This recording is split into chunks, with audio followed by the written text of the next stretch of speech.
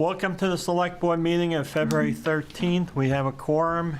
We're going to take some things out of order. So we're going to go right to the update on the status of the proposed solar array and citizens' request for a moratorium. Alex, we're going to start with you.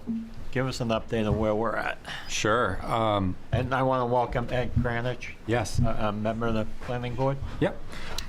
So we have a pending solar application before the planning board.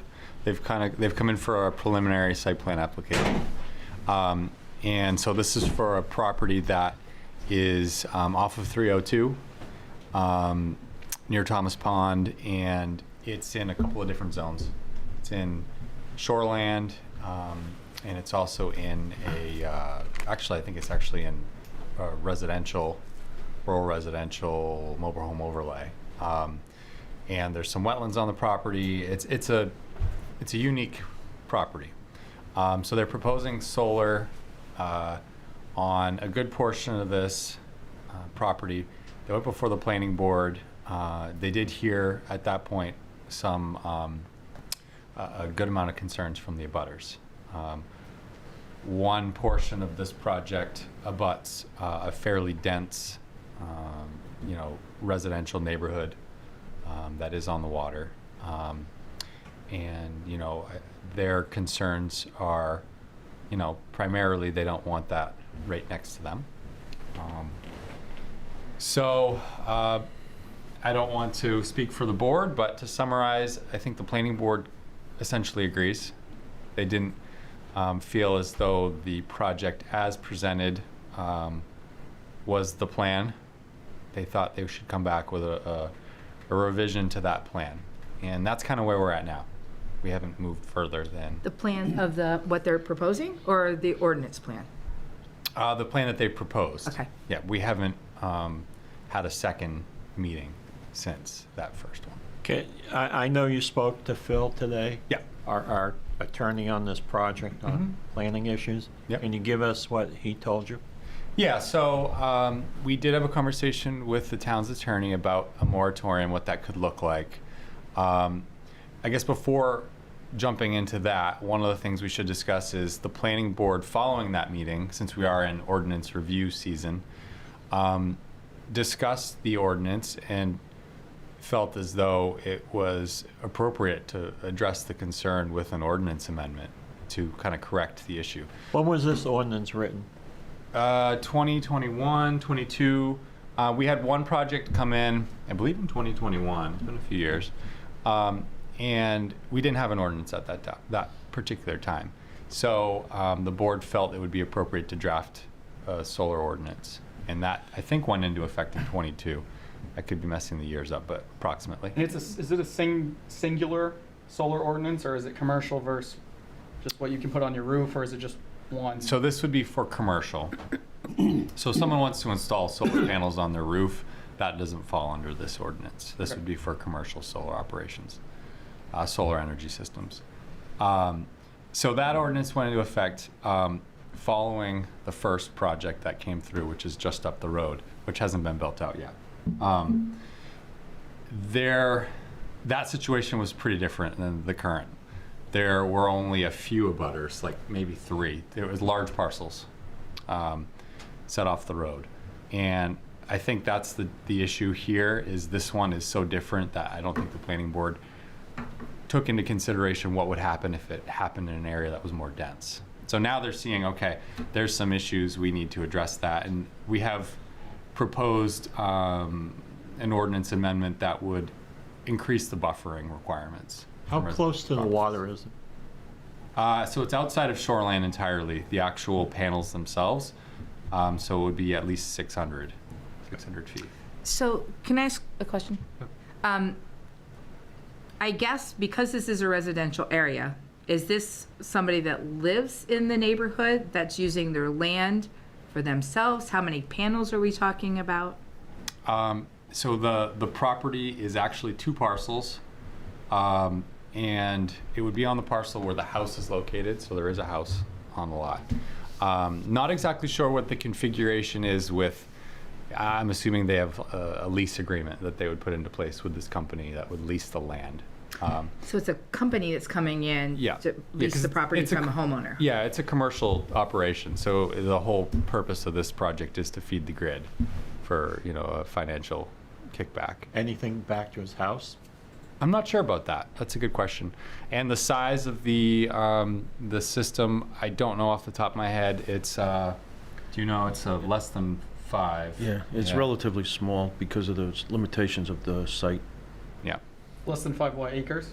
5 panels. Oh, panels? No, 5 5 megawatts. megawatts. Oh, 5 Oh, megawatts. how many- Oh, Yeah, okay. sorry. Yeah. So the other thing too is, 10,000 square feet, so. oh, It's good size. yeah. size. Clear cutting. I know we have ordinances regarding clear cutting in areas too, so how does that fit as far as clear cutting and putting panels up? So you can actually clear, so we have, there's all sorts of different layers to that, right? So through site plan, you can clear certain amounts of area. So that's kind of tied into a site plan for solar. They have to do stormwater and all the components that go with that. This lot, as far as I can recall, was harvested. We did a timber harvest a few years ago, which is obviously another disruption to the lot, to the neighborhood, to have a lot that's forested and then, it's not. But timber harvest is all done through the state and the state laws for timber harvesting. We don't oversee timber harvest anymore. Is the DEP involved in Mhm. looking at this? Yeah, so there would be a stormwater permit Okay. that would have to be reviewed. They have to get permits through the state and everything. And that's a whole process. It's a whole process. I don't know if you know off the top of your head, the one that was already approved, how big was that lot? How big was the lot? The lot that it was done, yeah. Oh, that's a good sized lot. That one's bigger. It was a few years ago, so I don't know exactly off the top of my head. It ended up pretty isolated, with So a it's lot of not in a woodlands surrounding it. residential? Right. Yeah, Well, I yeah, think it was it's very not zone heavily. residential, but it's heavily wooded area. And it's And are there setbacks right now on how far you have to be on the property line for the panel? They're the same as any other structure. Like a building setback? And that's that's what they're looking at for the amendment, is increasing that from what it currently is. So it would be more strict than if you were just building a shed or garage. It would be a Yeah. more intense setback with a vegetated buffer. So to get into the moratorium thing, we did talk with Phil today. It is a possibility that the town could do a special town meeting to enact a moratorium to essentially put a pause on permitting of solar projects to allow the town some time to look at the ordinance, which is already happening. So it will require a special town. Yeah, I mean, we could do it at a special town meeting. We'd have to draft that moratorium language, and then go through that process Yep. and set a time frame as to how long that would be. Does that freeze things until we get to that point? If we say, Yeah, Okay. if drafted, we could include pending applications as well. So that would mean that would have to stay tabled until the moratorium is lifted. And then you could also renew the moratorium for another 180 Yep, days. it could be renewed. But if you were to revise the ordinance, it would not prohibit in the residential area, or would it? The current proposal is not to change the zones that it's allowed in. Because, this, things that I've read, been reading and whatnot, that's not gonna, it would impose additional restrictions on there, which, that is what it is, but it's not gonna change the fact that it still could be built there, Yes, and And so, has there been any discussions with the developer that says, listen, these are the things that we're looking at as far as tightening up in the ordinance? If we do that, is that a walk away for you, or are you willing to work with those? trying to think what we've had for conversations with Mr. Fowler since that meeting. I think he's trying to work with us. Yeah. He did agree to increase the buffer Mhm. plantings and so forth, and there's a limitation on how much he can reduce and still be a viable economic venture. Yeah. what about the thought, well, two questions. One is because this application is already in there, technically, isn't this grandfathered? It's not approved yet, though, right? But it's application's in and they're already moving on it, Yeah. that's why I'm wondering. So Well, I mean, are you saying they'd have to fall under the ordinance of today? Yes. I don't think necessarily, no. I think we could still change that ordinance by putting the moratorium in place.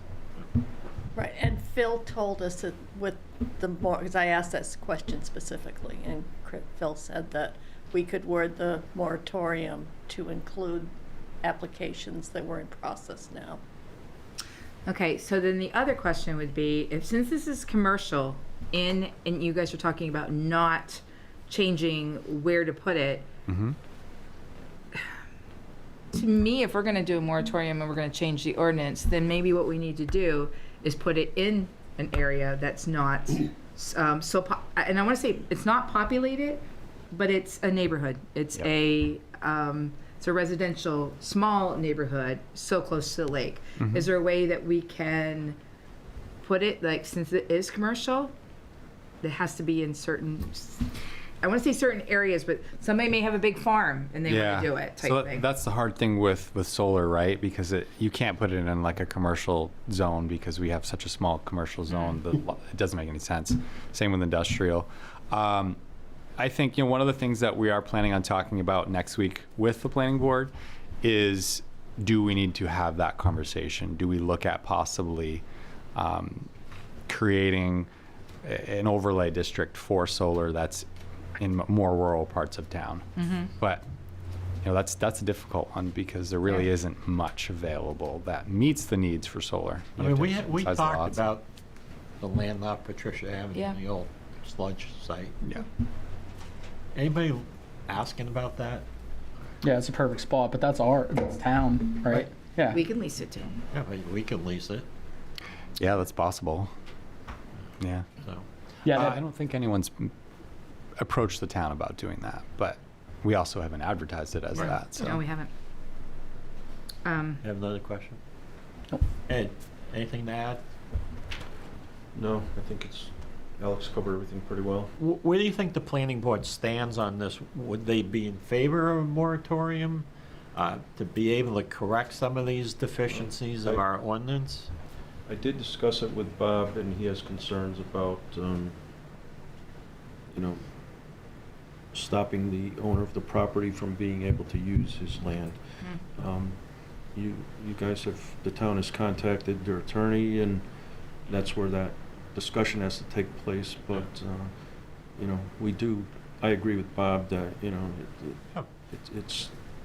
Landowner rights are important. And that particular site, even though it's fairly large, you can't really move the solar panels around very much. It's kind of squeezed into the only land that doesn't have restrictions due to vernal pools or wetlands. So it's kind of squeezed into a corner. If all that land was available, they could easily probably make the neighbors more happy. Would he have to cut trees on the lakeside? Nothing within the shoreland is proposed on the side where they're closest to abutters. And actually, I'm not sure if they're really planning on cutting too much in shoreland anyways. There's a small area within shoreland that's going to be used for the access drive to come in that infrastructure, but they're really, like I said, I think it's pretty much all they've cut. Yeah. So, go ahead. No. Oh, so, no, I'm just, because once you take vegetation away, and you take those trees away, we're finding, since we did that at our house a couple years ago, the springs and the washouts that we get more, because it's not, so how's that gonna affect? It all has to be engineered. So the whole thing has to be engineered. It has to have a stormwater plan, stormwater permit, and there's very specific requirements that have to be met for that. So that should all be taken care of. Yeah, the owner, or the designer did include stormwater design. So, there's underground discharge areas, and it would meet the requirements of not increasing the flow off the site. Okay. I get the landowner thing. What's the, I got an email on one of these barrage of emails today that was talking about, there's something that needs to be put either on the ground, an application, a chemical, something for the fire department's requirement? Does anybody know what that is? Yeah, so there's some concern about a specific chemical that may need to be used. I believe it's used in situations where you have like a forest fire. Mhm. And there's some concern about being so close to the water. If that chemical has to be used to treat a fire and it's going to run down the hill into the pond, that's primarily the concern there. So there's the chemical that needs to be used is only in case of a fire, or there's sort of. Yep. Does that sound right? Yeah, I wasn't even aware there was a consideration of using a chemical there. The designer has included a dry hydrant down below and underground piping where he would have a hydrant down at the far end of the project. Yep. So the fire trucks could come and, Wayne could probably clarify if I'm not correct. Fire trucks could pump water into this empty pipe up to the area where the farthest point away from access, and they should be able to therefore control any fire. So, I mean, right now they don't have that, so if there is a forest fire, there's nothing. But, so, Is Wayne, Wayne's it on Zoom, yeah. Wayne's up there. So what was the question again? I'm sorry. About using any chemicals to suppress forest fire in that area by the fire department. So, yes, we do have a foam that we use for wildland fires. That foam it's not a forever chemical. It doesn't contain the forever chemicals like other types of foams that are used for petroleum fires.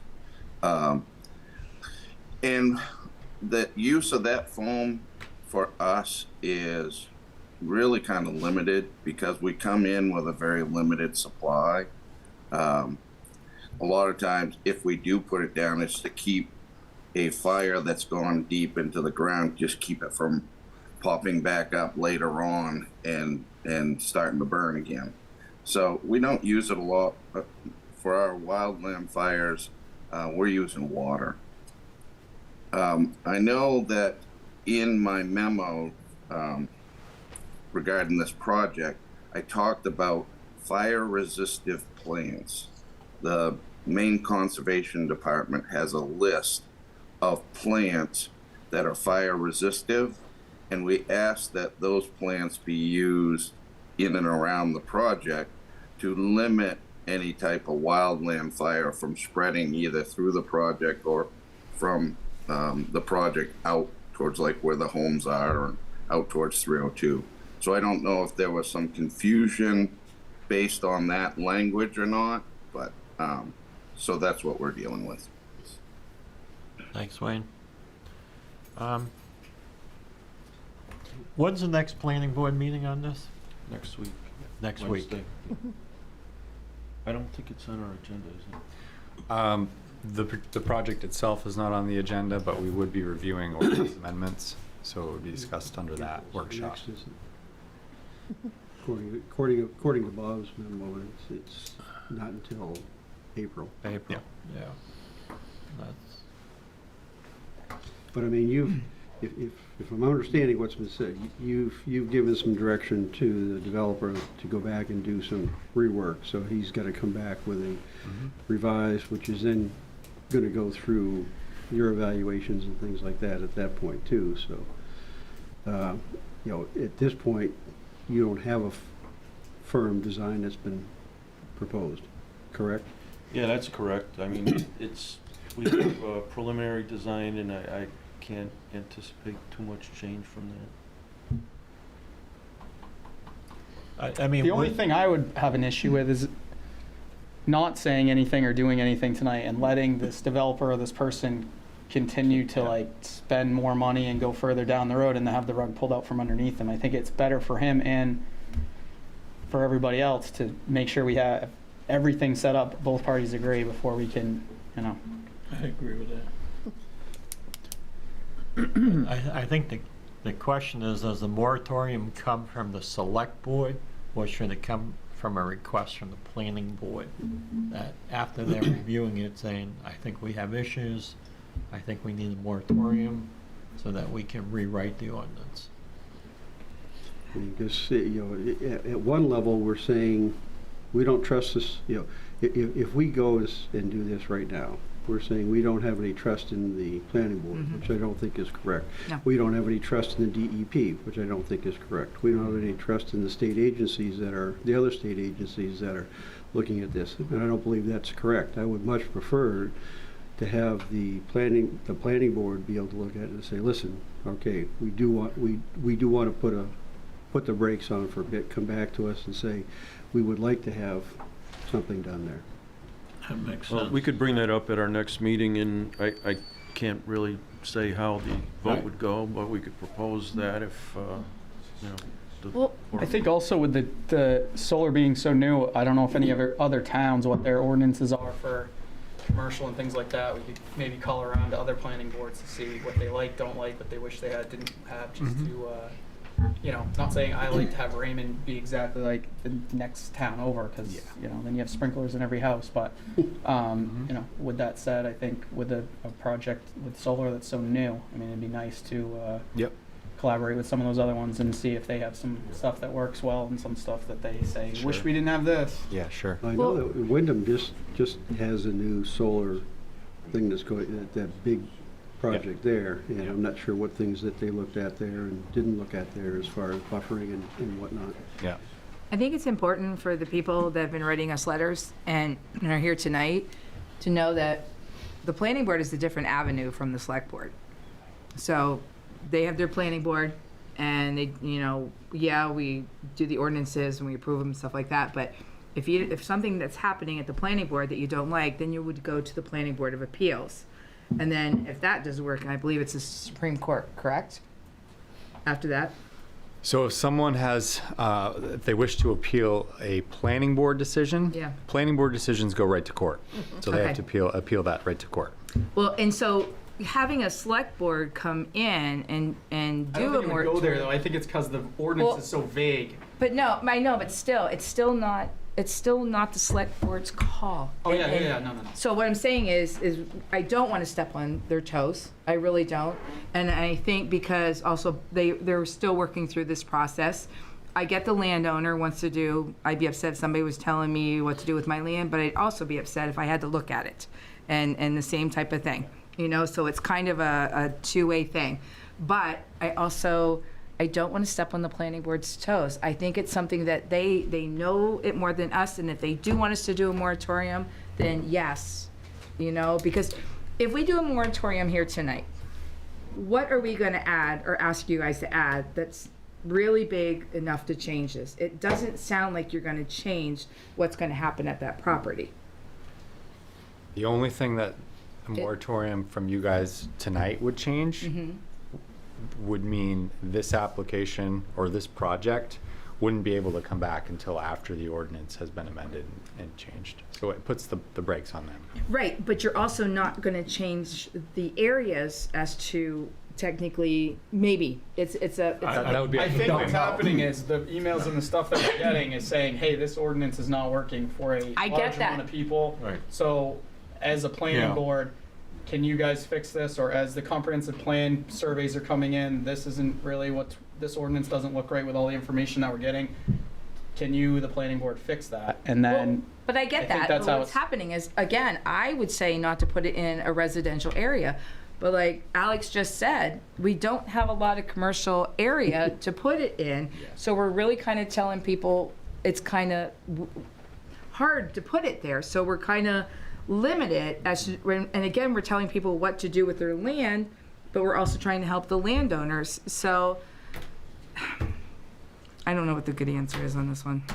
the emails I were getting wasn't that they were trying to keep it in commercial. I think it was more buffer, size of projects, commercial versus residential. I mean, I do think getting the the same runoff, ones they're as us. asking for Yeah, I know. moratorium, they're not asking for quit. Yeah, no, yeah, I do mean, too. around the is. lakes, It is. you worry about runoff and Yeah. phosphorus and everything else. So Mhm.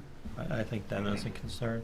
It is. But, so Ed, do you think when you meet in April, you would toss this about whether or not it needs a moratorium? Or, No, I think we would talk about it next week? Yeah, we will be able to talk about it next week because we are still working on the ordinance amendments. Right. We have a workshop for that, and one of them is the solar, so So- it could come up then. So the solar ordinance, does it have deficiencies that we need to correct? Yes, That would change this project? yes, Okay. yeah. So us doing a moratorium tonight then would help you guys have that time without having pressure on your guys' backs too, but again, I don't want to step on toes. Right. Do you feel like we're stepping on your toes by doing this? Your board? If we voted for a moratorium. But what we would vote on is to set a date for have a special town meeting on the moratorium. I don't know. Sorry, we're I bombarding. personally prefer to request from you a moratorium after we After discuss you it. look at it? Yeah. Yeah, at next week. So Okay. Because you're speaking together as a board and not as an Yeah. individual. Yeah. Yeah, I think that's fair. Okay. All right. Any other questions? Mr. Chair? Yes. The one thing that does do, which is, I think, a plus to this whole process, is since they're meeting next week, you could have potentially a special meeting or if you need one, before they meet in April. Oh, yeah. And so there's time in the process to do this so that we're still voting on the ordinances all in June and not requiring a special town meeting to enact an ordinance change.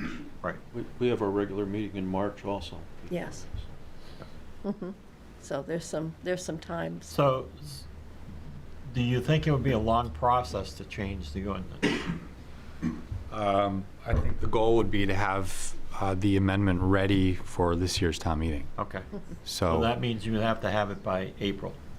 yeah, we'd be doing public hearing in March. Right. So very quickly. Yeah. So would it also help you guys? Because I think I was up to 20-some Yeah, that's emails. fine. If we sent all those emails to you guys, so you're seeing what people are concerned about? And they're actually I all can hit- pretty much the same Yeah. email. Yes. Just different verbiage. Yeah, I mean, I think you could I forward mean, them a along. lot of what was in We those sent it to was the Sandy. same thing that Heard a was lot. Okay. presented Send it to to them Sandy. in their, We send it to Sandy, you said. but I mean, a lot of that is what was But I still think presented they to you ought- in your meeting the other day, or in Oh, no, December. they should have the email. Yeah. All right, so I'm gonna ask for public comment now. Keep it brief. We've all read your letters. Yeah, we've got Thank a lot of them. So if you have anything new to add, we're happy to listen. So step up to the mic, give us your name, your residence.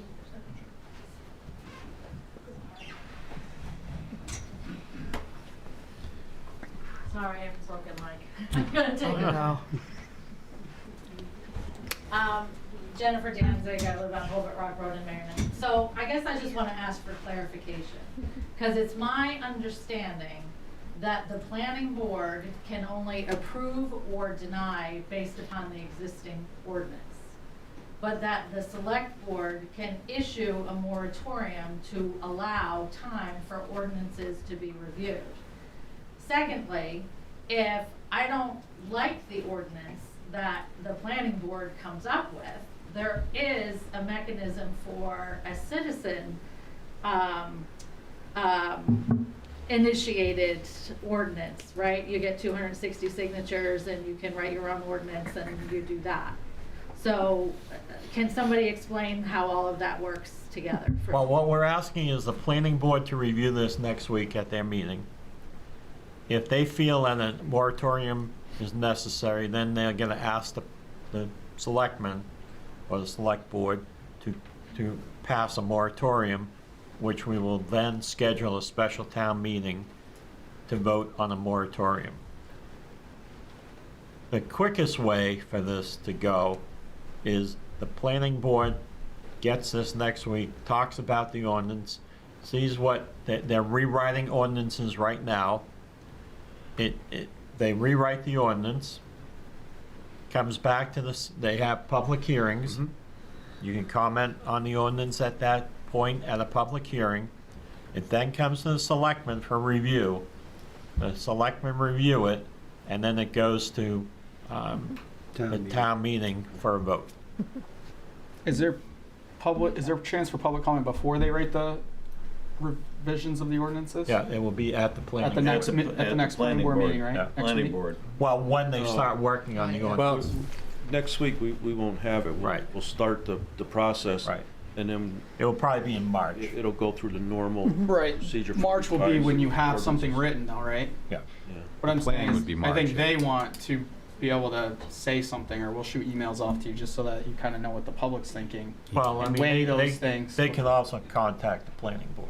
Because the planning Right, board that's- is the one that writes, or Alex. Right. They're the ones who write the ordinance. So that's what I'm saying. They can also go to the planning Yep. board Yeah. meeting. It's I would public invite them, comment there I as would well. invite them to attend the workshop. Yep. So, Not- so if you place a next week. moratorium, you're talking 6 months down the road, probably sometime in September, and then you go through the same process all over again if you don't address the ordinance problem. Yeah. So the way this goes is by June, we could have this wrapped up if it goes as planned. Mhm. Yeah, we don't have a public comment For the next scheduled meeting. for next meeting. Gotcha. No. No, but It's when you more have a your, but when you have workshop, your workshop on the ordinance reviews, Yeah. Right. that is That is a open public and meeting. subject to public input. Yes, yeah. Correct. Okay? So I guess get back to that, like, because I know that in the past, citizens initiatives have had where they get 260 signatures and they say, this is the ordinance that I want, and they submit it to the town, and that's what gets voted on at town meeting. And I think that was done with respect to, rules around a boat launch or something, and that came directly from the citizens. And it was their wording and voted on. I honestly don't remember that. Okay. Yeah. So, But you do have the process Sort of. correct. Yeah, the process is correct. okay, so But I guess I'm not understanding how that fits in But with you their have- planning board ordinance. When you write your Process. own ordinance, I would highly suggest you have an attorney present, because you can't just say, we don't want a solar array in this area. Because you're taking away people's rights. You have to it's very delicate how you write these ordinances. Sure, and I believe me, I understand when it comes to landowners' rights, but so as a landowner myself, right? Like I have certain responsibilities to my next door neighbors, just as this gentleman has a responsibility to us as his neighbors. The difference is that like I may be putting up a shed or doing this. He is leasing his property to a large-scale commercial solar farm developer that is going to abut my property and forever change my landscape and my enjoyment of my property where I've lived for 25 years. So what are my landowner rights? Well, I mean, Because this You isn't have the, your this rights. isn't the property owner doing something on his property. This is the property owner leasing his property to a third party who's not a Raymond resident, who is putting in a commercial solar farm in my neighborhood. yeah. But it's his property. Right. That's just it. Who just said that? No, Yeah. we're not going to Yeah. go back and forth here. Not how it No, all of a works. sudden, I looked down thinking Yeah. of somebody down here. But what happens is, again, that's why we've got to look at it on the fence, like the landowner and the landowner. And I mean, maybe he doesn't like that shed of yours that you built or whatever. And that's why I'm thinking in my head right now, would I want to look at it? No. But it's also, I'm not paying their mortgage, I'm not paying their land or whatever. But on the other hand, too, is there's got to be time, money spent, everything into everything that they've had to do with permits, applications, and stuff like that. So in my head, I feel like we're kind of changing the game here, halfway through while he's working through the process. So I get what you guys are saying as far as the property goes on yours. But on again, is the only way to stop him from, or her, or whoever from doing that is buy the land there so you don't have it. But I would advise you to get involved in the process that we're doing. Yeah. Which is through the planning board. Right. Which is the correct way to go. It seems like the people who are living around this area just want to ban it.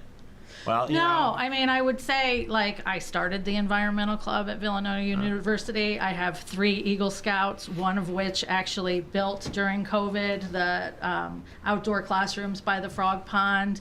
Another one did something, so we're environmentalists. I have 3 Eagle Scouts. They're all Order of the Arrow, 2 boys and a girl. Like, we do care about the environment. I'm not anti-solar. I just don't think this is the appropriate site for it. It's hilly, there's vernal pools, there's wetlands, and it flows directly down into the lake per the video that I emailed you. And you can see that. And they're not taking that into consideration because they didn't walk onto the abutter's property to see how this would affect. They only walked their own property, right? They couldn't go on to Dave Hall's property to see, like, oh Jesus, this is going to really impact this when this But that's all why of the the root planning system board- is gone and all But of the that- trees no, have that- gone. It's why DEP is involved, and especially in that kind of environment. If And there I've are spoken vernal to pools DEP. and runoff, yeah. And it's a permit by rule. So do you know what that means? They're not coming out to the site. They're not looking at it. They're not looking at the hills. They're not looking at the vernal pools. They're not looking at the streams. Basically what they're doing is they have told me they are a rubber stamp. So what they are allowed to do at the DEP is say, here are DEP's rules. This one's out of compliance. This one's out of compliance. So then they go back and forth. He gets in compliance. It's rubber stamped. Nobody from the DEP comes out, which ironically is not what we were told at the planning board meeting in December. We were told that the DEP would be coming out on site. We would be given cards. We would have the opportunity to comment on things and bring up concerns. The DEP said they are not doing that. It's a permit by rule. So basically they go back and forth with the contractor and rubber stamp it. So there are no DEP protections for us. I'm sorry, Do you know anything about that? When you're going, specifically, what do you mean? well, that DEP just rubber stamps it and doesn't actually come It's out? permit by rule, that's the Yeah. process, I believe, that, you know, as long as they have documentation, paperwork and so forth. That the engineering is done and Yeah, this is how it's gonna get built. they rely on the drawings submitted by the engineer. So the engineer would be the one that's putting in all the vernal pools and everything else and that type of thing? The engineer hired by the contractor who's The- putting in the solar The farm. vernal pools are on a state map, I Yeah. believe, too. They're documented Right. by the state, so they can just look on their information and Okay. see them.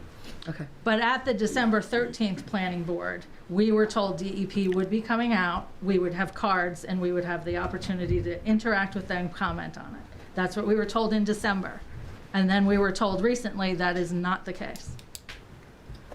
That DEP is not coming out to do a site visit. And we have no chance to comment and no chance to show them how this all works compared to where the existing site is being proposed and the abutter's land, which they didn't bother to walk on, and his vernal pools and his stream that flows directly into Thomas Pond. And considering the last two storms that we've had in the last month with increased wind, increased rain, I mean, it's just a miracle that we didn't have flooding, but you start pulling out these trees, which they are going to have to clear, because there's no way that they're putting solar panels the way it is now. They do need to clear 7 acres to put in 4 acres of solar panels. Like it's woods, so you can't tell me they're not clearing it. They are clearing it unless they're sticking a solar panel between 2 trees, which brings up another issue with all the increased climate. What happens when some of those trees fall on the panels? If a panel breaks, what's that leaching into the in the watershed? Well, and again, I think this is kind of the wrong avenue because that's when I would be at those meetings too. We are at those meetings. There was one public hearing, and at the October meeting that they have, they didn't even postmark the notice until a week after the meeting was held. The meeting was held on October 11th, and I submitted that to you in Yep. my email. It was postmarked October 18th. So I didn't even have a chance to go to the October 11th meeting because I didn't know about it because I didn't get the letter until October 18th. The first meeting I was able to go to was December 13th, and that was the public hearing, which my neighbors and I went to, and everything was changing in real time. So we had an opportunity at December 13th to go based upon what was on the website from the October meeting. And yet things were changing back and forth with the fire department, with where they were moving it, with where the road got moved, the site got moved. They did this, they did that. So we didn't even go to the December 13th meeting with the actual new revisions because they were being revised in real time with the engineer on Zoom. But they're working on it. but it sounds like it's a work in progress. The revisions were to address concerns by the abutters. Can you speak into your thing a little bit more? Sorry, thanks. The revisions were to address concerns voiced by the abutters. So, I mean, it's kind of been a work in progress like many applications are. Yeah. So, I mean, We still have another public hearing coming for this. And when is that? I thought it was April in our email that we got back from April 11th. Bob. Is that the March 13th meeting, or? No, April. It's the April meeting, second Wednesday. Is that school vacation week? Yeah. All right, thank you. Thank you. Hi, I'm Dave Hall. I am at 32 Pulpit Rock. I'm one of the abutters. At one point, there was talk about the March meeting, and at the planning board, they seemed to be talking about approving the project at the March meeting. Was if it had cleared all of its things, there was talk about it potentially being the proposed plan being approved at the March meeting. Unless I'm incorrect about that, I saw eyes. It's saying here that the second public hearing is scheduled for April meeting. Yeah. The March meeting is on ordinance changes. Is about ordinance changes.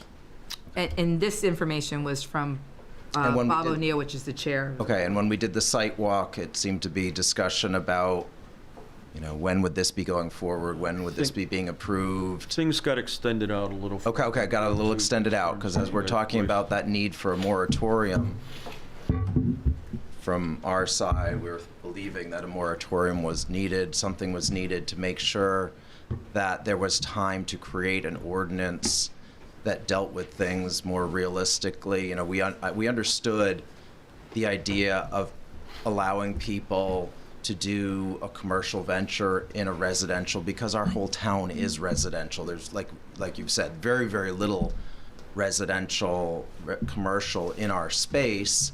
And it sounded like that first project was perfect. People had large amounts of land, and a commercial project could go on, not in a way that interrupted neighborhoods. Small community wetland neighborhoods right by the lake.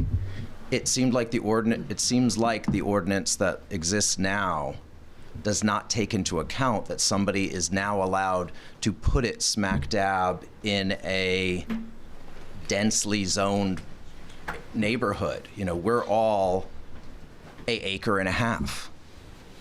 It seems like there should be no project that's bigger than an acre and a half in an acre and a half community. If we're talking about how it relates to building, how a project relates to a building, they're talking about, at one point, it was 150 feet from people's houses that a 7-acre project was going to go on. Well, I think what you hear from the select board is. Thank you. We want it to go to the planning board. Absolutely. They're gonna rewrite ordinances in March that take into consideration this ordinance that has a lot of deficiencies and rewrite it. Thank you. No, we do hear that, and there. I don't want an overreaction, Sorry, I'm not looking for an overreaction. Yeah. I did want to think about that and have that Yeah. into record about we're an acre and a half density Right. neighborhood, and Yeah. that may be part of a consideration. In the new rewrite rewrite of the ordinance. And we want to make sure that And- not having. If the planning board feels that they need a moratorium to extend the time on writing this ordinance because it may be complicated, then they come to us and ask for a moratorium. But we feel, at least I feel, like I think It's their. it's their purview. Right. They know there's problems with the ordinance that they're going to try and correct. That's kind of where I'm at right now. Right. It also sounded like there was a lot of conversation about how this doesn't really fit in with the comprehensive plan. And we had Comprehensive spoken plan about is years away, just so you know. They're well, even Yeah. even the previous. right, the one from 2005. Right, even that plan, this didn't seem in keeping with it. And when we looked at what this ordinance was and what this ordinance allowed, and spoke to the planning board about how this really doesn't match even the old comprehensive plan, they said, what we got from the planning board was, if that's the ordinance that exists, that's what we have to vote with. Well, And that seemed to be incredibly problematic because In- it didn't in match the last 2005, comprehensive. yeah. Understandable that yeah, that was no the one was language. thinking about solar panels in 2005. Right. So, And when we talked about, how it didn't seem to meet, like when you've allowed for that ordinance to be written that allowed for a giant commercial solar project in a residential neighborhood, it didn't meet the even the 2005 comprehensive plan. I know nobody was thinking about solar then, but it seems like allowing. I've said my piece. Thank you. I'm running circles. Thank you. Good evening, Jeff Messer. I live at 31 Pulpit Rock Road.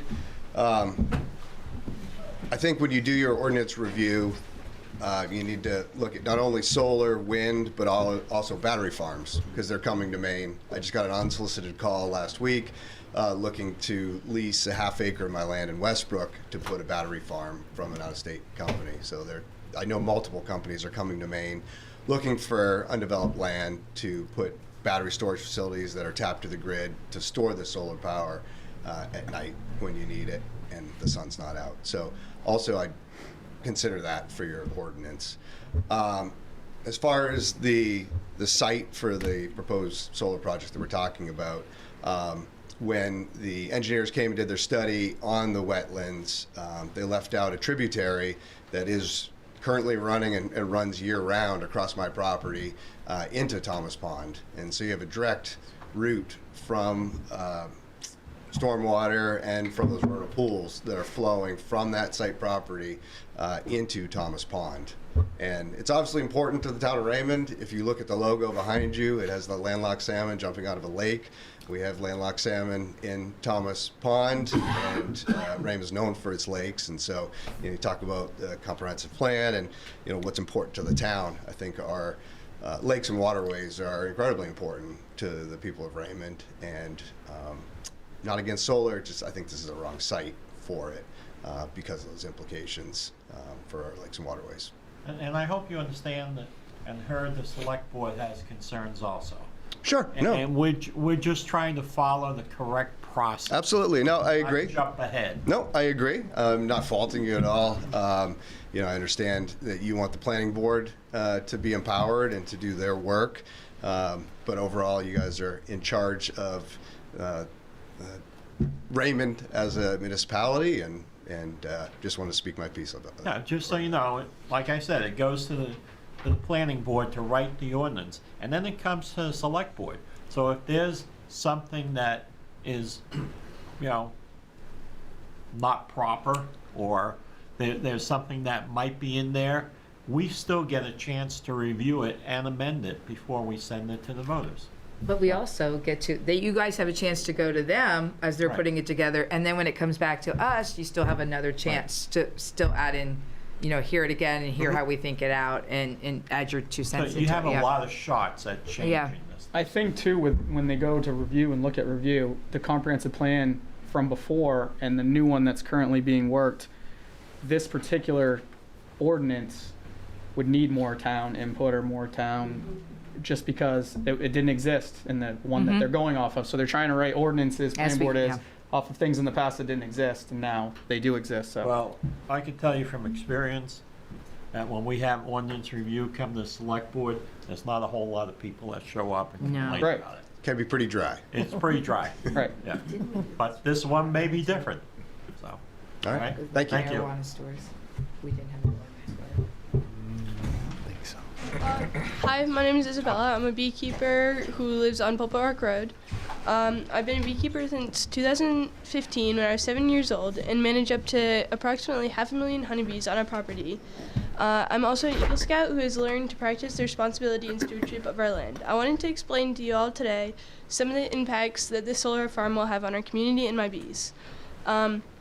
The solar farm is only a few hundred yards away from my hives. If the solar farm were to be put in, part of the requirement is that they'd have to spray chemicals on the ground to help prevent fires and prevent stuff happening to the solar panels. These chemicals are then washed down streams to ponds where my bees go to get water. They then bring the water back to the hive, and if the chemicals don't kill them, the toxic water is turned into honey, which is then sometimes bottled up for humans to eat if there's bounty in a season. The chemicals aren't only affecting me, but they're also affecting the plants and animals that live around us. The best place for solar panels we have now are in fields where there's limited human and animal traffic in no waterways, not in the middle of our community. This is not only impacting us, but it's impacting the people of Thomas Pond, the people of Sebago, and the people drinking Sebago's water. Sebago provides 22 million gallons of water each day to roughly 200,000 people, 1 out of every 6 Mainers. According to the Portland Press-Herald, Sebago Lake remains one of the cleanest sources of public drinking water in the country. Do we really want to be responsible for destroying that? All it takes is for some chemicals to get into the water, and then it's contaminated for years or even centuries. The Safe Drinking Water Foundation says that it is very difficult to reverse the effects of water pollution. Natural processes that clean water can take years, decades, or even centuries. Even with costly technological processes, it can take years to remove all of the harmful substances from the water. As an engineering student going to a STEM high school, I'm well aware of the technologies and advancements made in coming up the pipeline for energy. I've just heard from a solar company today. The technology isn't advanced enough to have the pros outweighs the cons in this particular area near the lake. Modern solar panels have become popularized in the last 10 to 15 years, not long enough to work out all the long-term issues. Some of the best solar panels only last 20 to 30 years, and then they just go to a dump where they take hundreds of years to break down because of all the plastics and chemicals in them. By 2050, the International Renewable Energy Agency projects that up to 78 million metric tons of solar panels will have reached the end of their life, and the world will be generating about 6 million metric tons of new solar e-waste annually. So tonight, as a resident, a student, and most importantly a Mainer who is striving to come back here to live and work, I ask you to pause, take time, and do this correctly, and save some of our most valuable things that brings the most of the rest of the country to us. Our beauty of nature in our trees, lakes, and animals. We are just asking for a moratorium to research the effect on the natural ecosystem around this particular solar farm on Thomas Pond. We are supportive of advancing in responsible and ethical manner. If you have any questions, I'm more than willing to help answer them, and as a student and representative of STEM, I would gladly be willing to participate in advancing this responsibly. Thank you for your time. Thank you. Wow, Thank that you. was great. My name is Alyssa Messer. I don't know how to follow that as the mom. But really out of the mouths of youth, right? Like, I submitted a letter, I won't repeat to be, to waste your time, but I want to respond to what was said here in the room tonight. And it kind of goes along with the education issue that we talk about. We say, come to the meetings, nobody shows up, the issues aren't available. You say, I don't want to overkill this issue. We have a room full, we have a computer full of people. I really appreciate you saying, I want the planning board to handle it because it's in there. I really appreciate the process, right? Like, that's their thing to do. And we as citizens want to be heard because I think in our town we've had some really sensitive issues that have gone and slipped by. And I feel, I'll speak for myself and what I've heard from other people, it's not against solar. And, you know, from a STEM student at a STEM school, it's the way of the future. But this is not near our lakes, right? It's like, put it on your house if you want to be responsible. That's fantastic. And it's a great way to do it in a residential area. If you have a big farm, you know, growing up on a farm, you had to have so many acres to have so many horses or so many cattle, right? Like, there are responsible ways to do this. I liked your point about let's look at other towns that have done this responsibly. Like, take the time and slow it down so we can be a leader in this initiative. You've done that in other ways in following the process. So let's be responsible in doing that. We have young minds, we have leaders in the field, some great scientific minds at our school. Maybe we tap into that. Like, how are you doing it? How is it going? she's in the forefront. She's going to represent Maine in the international for the nation in STEM, going and finding resources for us, bringing it back. Can we tap into that aspect to it? Slow the process down.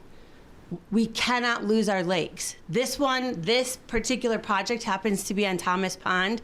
That's affecting us, that we're talking. We have many lakes. Do we really, as she said, want to be responsible for ruining that by crashing trees and chemicals, our drinking water? No. Let's just slow this process down. Let's do it right and not be responsible, making it not vacation land, but wasteland. There's no reason for it. Thank you for doing the process right. Let's just slow it down and make sure we're not rushing through something for somebody else's dollar on what we love and why we're here. Thank you. Thanks. Thank you. Hi, good evening. My name is James Bass. I'm an attorney from Augusta, and I'm here on behalf of Robert and Lori Wallace and Jen and Stephen Danzig. You've heard, Mr. Wallace, I know, is on Zoom. You've heard from the Danzigs. And I won't relay all the information that has been repeated in terms of the environmental damage and where the solar farm would be located. But I would sort of point out two things as you consider this proposal. The first is in regards to who should propose an ordinance change. Is it the planning board or is it the select board? And I certainly understand the desire to put it back to the planning board. They're the board, the agency in your town that is charged and has the subject matter expertise to work through these issues. And I fully understand that. I would also say that because of this outswell that you've seen, and because the planning board has said, geez, the current ordinance is ineffective and incomplete, it rises to such a level that I think it probably does get up to your level where you could issue the moratorium without having to go to the planning board first. I understand the desire to do so, but I also wanted to offer that you all have that ability.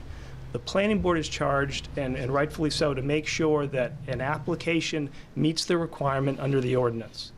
Your job is to make sure that those ordinances have the right requirements.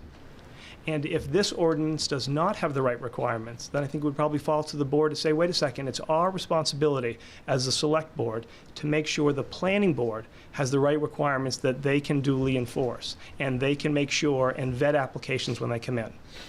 The second point would be in regards to the moratorium.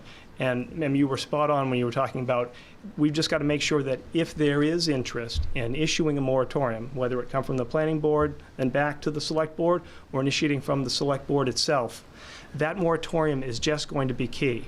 Because this application was initially submitted and considered by the board in October of 2023, that's likely when the grandfathering would have to come into effect. And so if we are working on a 180-day period, so we're going to sort of start in sort of somewhere, roughly October, then that expiration of a 180-day moratorium would expire in April. And so then would there possibly be an extension that would be needed? I raise that just to make sure that I know you talked to Mr. Susser, who's a very good attorney. I just wanted to underscore the importance of making sure that if a moratorium was issued by either the planning board or the select board, that it made sure that it covered the current application in front of the planning board. Thank you. Thank you very much. No, I'm just thinking, sorry. It's a lot. No, All right, thank you. thanks. Thank you. I'd like to speak. All right. I wasn't gonna speak, but I feel the need to. While we're having the party, you might as well jump All in. right, name's Ed Dooley, and I live on 140 Thomas Pond Terrace. So these folks are on Pulpit, I'm on Thomas, but the biggest concern is the lake, and that's why I'm here. I did walk that property today, and it was pretty wet, and I did see the tributary that was going downhill. I own 2 properties on the water on Thomas Pond. My concern is that lake. The cleanliness of that lake is unbelievable. I go to our meetings, the oxygen levels, everything in that lake is superb. I'd hate to see anything happen to that lake. I'm concerned about that property, and I understand what the guy wants to do. I understand his rights. I guess we have property rights, and that lake has rights. And I'm here to speak for the lake. And I was surprised to find out DEP is rubber stamping something. I just don't get it. That's a crucial piece of property. That lake is a benefit to us. I'm concerned about the lake. DEP needs to get involved. I just do not see the project, but my big concern is the protection of the lake. Thank you very much. Thank you. Anybody else? So Ann and Alex, oh, go ahead. So, I am honestly, I know an engineer does this, I get that, and I am flabbergasted that DEP is not involved directly, where they have a person assigned to this. But again, I don't, and excuse my ignorance, I don't know that process is what you guys do, that's why I'm on this side, and I let that up to you. But in the end, I guess what I'm getting from everybody that's here in all the letters is you guys would rather not see that solar farm be there. Is that what? Because of the runoff and everything like that? Yes. Okay. I don't think even doing a moratorium is going to change that unless you guys say, the planning board or us say, no solar farms at all in that area. And that is, I mean, it wouldn't be just that area. You can't say, okay. no, but You would have to say, in all residential areas, you need, Right. So many feet of buffer and. Yeah, buffer, acreage. But you're still project gonna size, have, things like that. but, We're, yeah. wait, when we're done, okay? Well, and like go back to what Alex had said, and I know, and I keep dragging this out. What Alex has said too is everything's pretty much residential area on this. So again, do you look at somebody that lives way out in the woods with only 2 acres, but because they only, and we put in an ordinance that says you have to have more than 2 acres to do, this much solar, but because he's way out here in East Gish, Yeah, but wait a minute, wait, hold on one second. He can't do it because the whole ordinance says this to try and prevent what is going in a neighborhood. So I don't know how you would write that. I don't know. It's almost like every situation would have to be looked at, as far as like this acreage only has so much land and you are doing this. And I did see that stream going down there. That's natural going down. So why DEP is not out there looking at that and walking it, I don't know, but I got some stuff for you on that because I did a bunch of solar leases and things like that. Those smaller areas, for one, you usually need 3-phase power to come in there. There's a bunch of things that you have before you would even consider a solar farm or anything in that spot. So to find like a 2-acre piece in the middle of the woods down a dirt road, there's no solar company that's going to want to do it anyway. If that guy wants to put solar panels on his house or a small little thing to feed just his house, he's probably going to do it. But it won't be a commercial entity that comes in. I know, but that's not what I'm saying. What I'm saying is if we put that in an ordinance, we stop one guy from what he wants to do on his land because he has that land, he's bought that land, but we can't do it because of the ordinance. No, but when you write the ordinance, you write it. Right. It's not specific to one area. You have to think about the general scope of the entire town when you write the ordinance. Well, you do that, but it's kind of hard to do that. Yes, it is. Yeah. Which is Because why you do have the attorneys, residential right? neighbors. Well, right, and again, I would not want that in my neighborhood either. And I understand why people are upset, and I would not want it in. And listening to Wayne tonight, Wayne turned around and said that they don't put the chemicals on the ground, so I don't know how accurate that is either. That's accurate. They don't, I don't think there should be a serious concern for chemicals. For the chemicals, and you know, I mean, so you have it is to a keep worry. the vegetation down. Well, they can mow it twice a Right. year. Right. That's the maximum they can mow. They plant specific plants, Yep. as he said, they're fire-resistant plants that don't grow and make a fire hazard, Yep. so. But you can also have a house fire right next door that's gonna damage the solar things too. There's two sides, whoops, sorry. There's two I sides. think you kind of jumping ahead here. I think let's see what they come up with. No, I know that. I'm just saying I don't know how we're gonna make everybody happy on I don't this. think you can make everyone happy No. at Not all, but I everyone think will what they're be saying is bigger buffers, different field zones, blah, blah, blah. That's what they're bringing to the table. And maybe, They rework ordinance and then maybe they it's look at it. bigger than 600 feet from the lake. Yeah. Maybe it has to be set back 1,000. Well, may but not you're work already for this out, particular you're already project. out of that setback. So I guess I would request that maybe you ask anyone who has a proposed amendment or a suggested amendment to the current ordinance to send it to us by Friday of this week. Y'all hear that? Possible.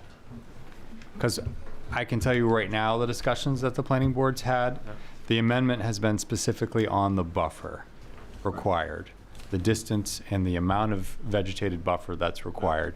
So if people are expecting ordinance amendments other than that, they're going to be disappointed. So I don't want to see that happen. I don't want us to get in a situation where people are expecting something that is not currently already being discussed. So if people do have, significant changes that they would like to see, if we could 100%. get that by Friday, then at least we Send can it to discuss you? it next week. Yep. Okay, CEO@raymondmaine.org. yep. Okay, you all have that? Say that again? CEO@raymondmaine.org. Yeah. Or you can go on the website and click the code enforcement That's officer. code email. enforcement officer. Okay. And I don't know, you guys said. All right, Mr. Hall, you want to say something? Excuse me? Sorry, it's Dave Hall from 32 Pulpit Rock. One, not in a Somebody needs to turn off. I just Oh. did. Okay. sorry. Potentially not a commercial project in a watershed, not a commercial project larger than the size plots in the community, or having a full building plot buffer between a commercial project. So, Mr. Sit- Hall, you can write I all would- that down and send it to Alex. Yeah.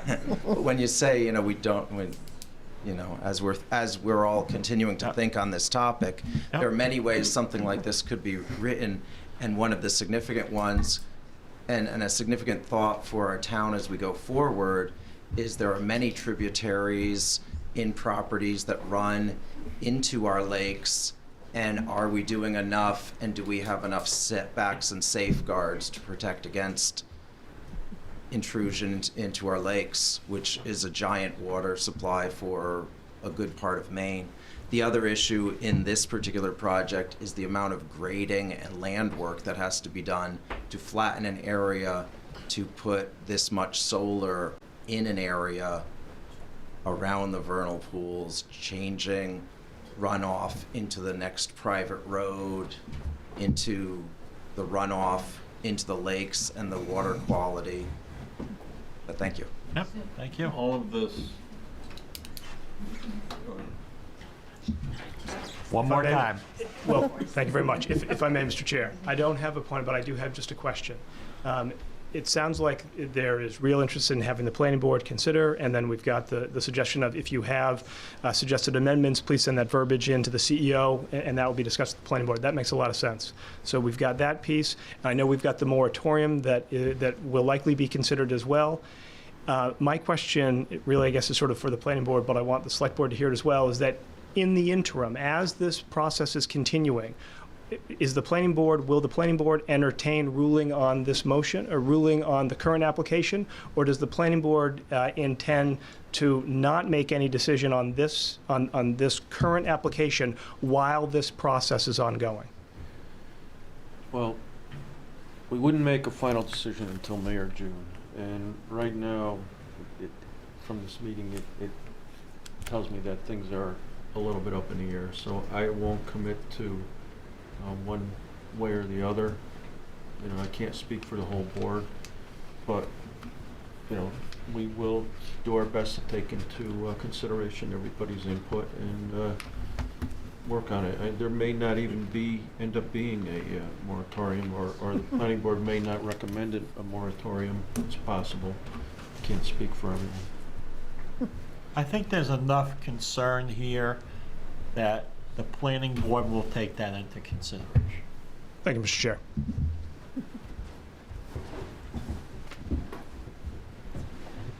Anybody else? This is your last chance. This is all. Yes, I'd like to say something. Item number one. Mr. Chair, I think Mr. Wallace has something he'd like to say. Okay. Bob?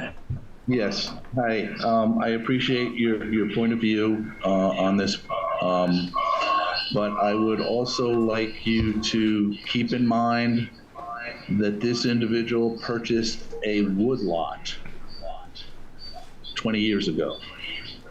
And before that, it was the Lester's woodlot. I've been there for 3 different harvests, 10 years apart. And yes, he's allowed to cut his woods. What I don't understand is, what if there is an electrical fire? Because we are talking electricity. Water is not going to put out an electrical fire. So it's going to seep into the ground. It's going to seep past their protection, their storm pipes and everything. But the environmental impact is so sufficient that whoever the hierarchy is in our town government, whether it be you or the planning board, I think what everybody that is in the room and myself, who cannot get to my notes before Friday to write something up for them, that whichever board is the higher board has to install the moratorium unless they feel that no matter where in town they want to put a solar farm, they can put it right on the edge of Sebago Lake, and you couldn't stop it because of the precedence that this is going to set.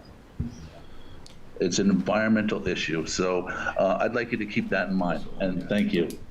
Yeah, Bob, we're going through the process. I agree on the environmental impact, but there's a process we're following, and I think we're doing the right thing, following the process. It will come back to us, and decisions will be made at that point. Okay, so that you're saying the planning board is the higher of the 2 boards? No, that's not what I'm saying at all, Bob. I said, but they're in charge of land use ordinance, and this is an ordinance change that we're talking about. They're going to be looking at it at their March meeting. So that's the process. It goes to them. They address it. Then it comes back to us as a select board, and we review it. And if they need more time to write the ordinance, then they come to us and say, we think we need a moratorium so that we can have more time. But I'm confident that they can fix what needs to be fixed in a short period of time, which would then go to the June like I said, I don't have town time to write meeting to anything. vote. Thank you. Thank you. I think the other thing too is these guys are all Raymond people on this board. They want the best in town. You know what I mean? So I think that they're respectful of other people's worries and concerns and opinions, that I don't think they're going to push this through, knowing that there's a lot of people that are upset about this and want to be a part of an ordinance writing effort. So. Okay. Hope we've answered all your questions. Hope you thought we've been thoughtful. And thank you all for coming out. We appreciate it. All right, get back to our agenda. Are we winning again? After we get through some I was of to say, these quick Jose's been things. sitting here, yeah. I know, I want to get. All right, minutes of the previous meeting.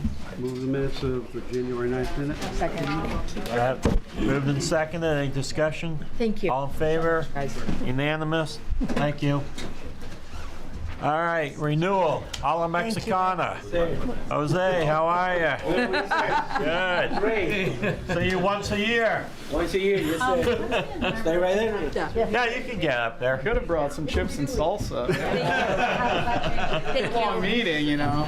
Say hi to Charlie for me. Okay. All right, Wayne, any issues on the license? So everything was good except for, and I spoke with Sam, Jose. can you turn Wayne up some, please? We can't hear him. It's not you, Wayne. We're having difficulty hearing all of the Zoom. I think she turned it down because there was feedback on Bob Wallace. He had a duplicate device signed in. Go ahead, Wayne. Okay, so Thank you, Sam. Jose's inspection went very well. The only item that we would ask the board to pass a conditional on this approval would be the fire alarm system inspection, maintenance, and testing runs out next month, and just that's a condition that they successfully complete that. Jose scheduled an appointment. The first one he could get was in April, which will be fine. But to have that as a condition of your approval. Okay, thanks, Wayne. Have a motion? Motion to approve, condition That the fire alarm system is checked in April. On all the Mexicanos liquor Do license. I have a second? Second. Moved and seconded. All in favor? There you go, Jose. Thank you, sir. Thanks for all your feedback. Thanks for hanging out. I'm sorry you had to wait so long. Did you find it, Teresa? next time bring food. Thank you, sir. Thanks. Oh, yeah. He said that last year and he didn't bring food. I mean, we keep forgetting. I'll call you tomorrow when it's all set and I've copied it. So you can Thank you. back. Thank you, sir. You're welcome. Thanks, Jose. Good night. Thank you, guys. Have a good Bye. night. Have a good night. See you soon. All right. Consideration of plan. All right, consideration of the planning board appointment? The planning board has put forth Stephen Clark, and I don't recall if he's on the meeting. He is not. I'm right here. Oh, okay. You gotta let him in for sitting through that whole thing. I mean, he just, you sure you want to do this? I was thinking about walking out halfway through. Quick sign off. Alex, prick his finger. 14 is fine, quick, get him in. So, why do you want to be on the planning board? That was a true test. I want to be involved in all of this. Actually, I do want to be involved. I've been part of the town my whole life since I was 10 years old. And I'm somewhat of a developer, not really so much lately, but I like to know what's going on in my town, and I like to be a part of making those decisions. You find it interesting what you heard tonight? Yeah, nothing, I mean, I've seen it around, obviously, in other towns as well, so, yeah, nothing new. Good. So you ready to jump on and start putting in your information, your 2 cents on this? Yeah. Okay. I mean, I have mixed feelings about it. Again, I like the idea of setbacks Yep. and, maybe acreage minimums. And obviously watershed is a big thing, so. Great. Good, no. I have a motion? Motion to approve Stephen Clark on the planning board. Second. All those in favor? Unanimous. Stephen, you're going to have a fun meeting in March. I see that, thank you. Make sure you get sworn in before you, Will do. Oh, that's this part too, yeah. Yeah, Okay. I can swear at you right now if you'd Yep. like. Okay. And then it's done. She's the Yeah, clerk, it's town right there. manager, all Yep. of that right now. Yeah. Playing a bunch of roles. Yeah. You're awful demanding, Sue. If I think you could say I do or I will after I read at you. I, Stephen Clark, do swear that I will support the Constitution of the United States and of the states so long as I shall continue a citizen thereof. I do. I do swear that I will faithfully discharge to the best of my abilities the duties incumbent on me as a member of the planning board for a term ending on June 30th, 2027, according to the Constitution and laws of the state, so help me God. I do. That was a good autograph right there for me with some form of Thank you. writing implement. And then Appreciate it. this is the code of ethics. You're welcome to read it, but what it basically says is you plan on behaving. Oh, okay, I'll try. I've been told once or twice. All right. Thank you. Thank you, Stephen. Welcome. All right, Richard Dow. Doe. Richard Dow? Doe. Doe. Yeah, it's Doe. Okay. Give us an update. How's it going? Good. I guess I'm just here to tell you a little bit about what's going on in the library, which is doing good stuff. We the last time I was here, I asked for the new hours. Those have been implemented. The communities and the staff have been happy with it. So no complaints there. All the babies are still coming to story time on Thursdays. So if you haven't yet, definitely come in and get your library card.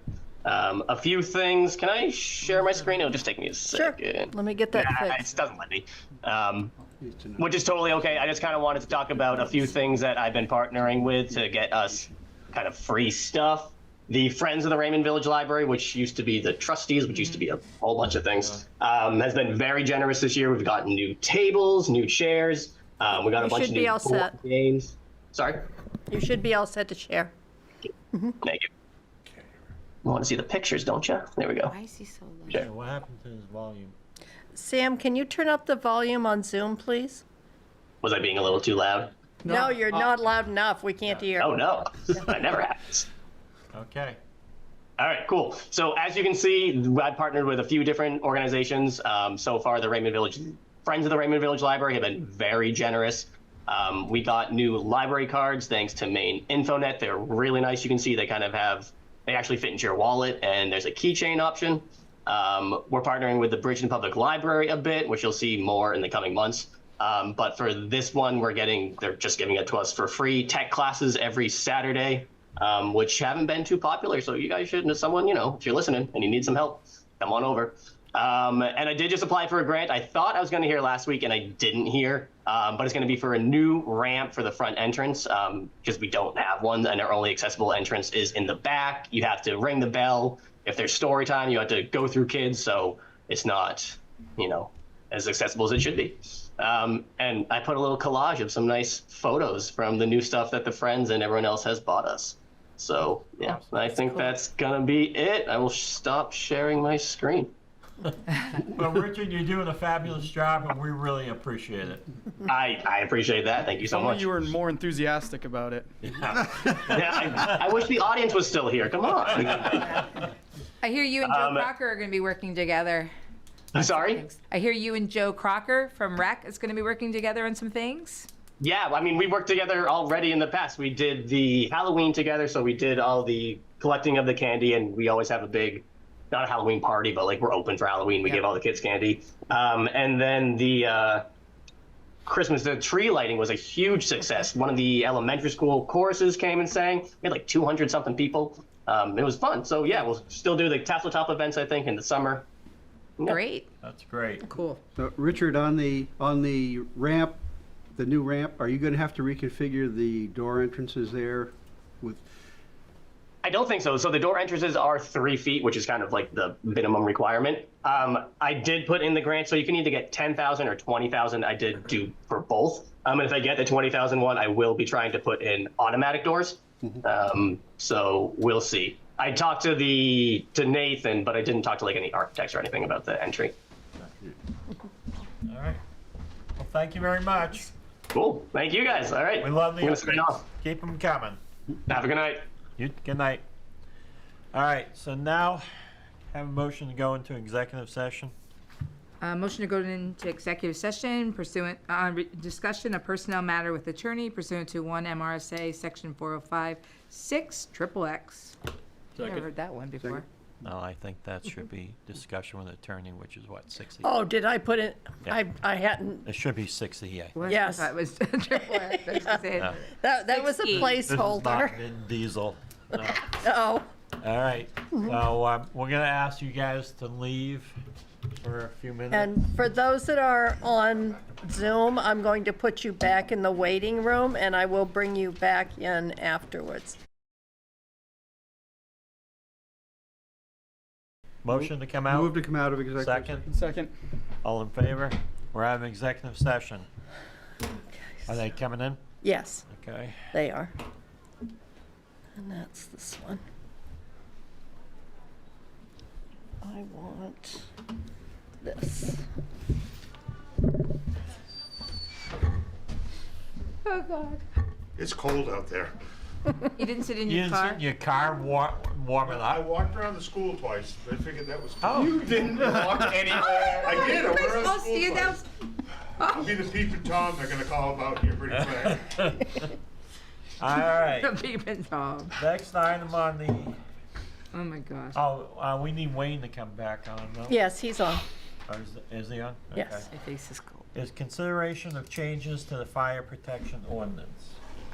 So, one is the appeals process, and I think we're pretty good on that one, right? If I remember. Yeah, that's just simply a It's simply, reference to the planning, to the land use ordinance. right, it goes to the Board of Appeals. Yes. Okay, so that one's all set. So now we need to figure out where we're on the ordinance itself to try and mollify some of the severity in that ordinance as far as sprinklers and everything else. So Bruce, where are we? I think you have a copy, I hope you have copies we of do. what we proposed based on all of our discussion and requests to find that appeals and alternatives for sprinklers. I think what we've included in here addresses all the concerns and offers those alternatives that are livable and provide, again, that it's just simple as that, the alternatives that you were looking for. How does this now affect the public works building? As far as that goes, it allows for the firewalls, et cetera, to isolate certain areas in square footage, square footage, to be correct. And, yeah. Okay. So it does allow those specific alternatives. And Wayne, anything you want to add? Wayne? On my behalf? Yes. An on-site water supply. In on-site, that was it, yep. How many gallons? So, with a safety margin, it was 32,000. Okay.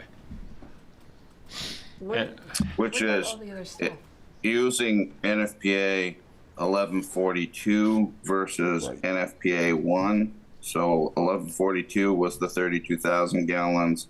NFPA 1 would have been 180,000 gallons. Okay. So, and the whole purpose for creating NFPA 1142 was areas in rural and suburban areas to create a water supply for fire protection for a short period of time to hopefully knock the fire down, do search and rescue with a smaller quantity of water. Does the state require these buildings to be sprinkled?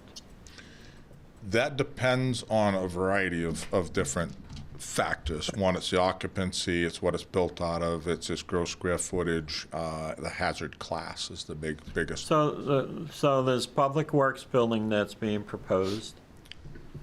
Would it be a requirement to be sprinkled? I can't answer that because it has to go through barrier-free, that's what they call it, barrier-free at the fire marshal's office by one of their plans review people. I'm not 100% sure it would or it wouldn't. I know of other buildings that aren't, that are that size for public works. Yeah. So. In this area, right? Harrison, I think it is. Yeah. New Gloucester? One of them.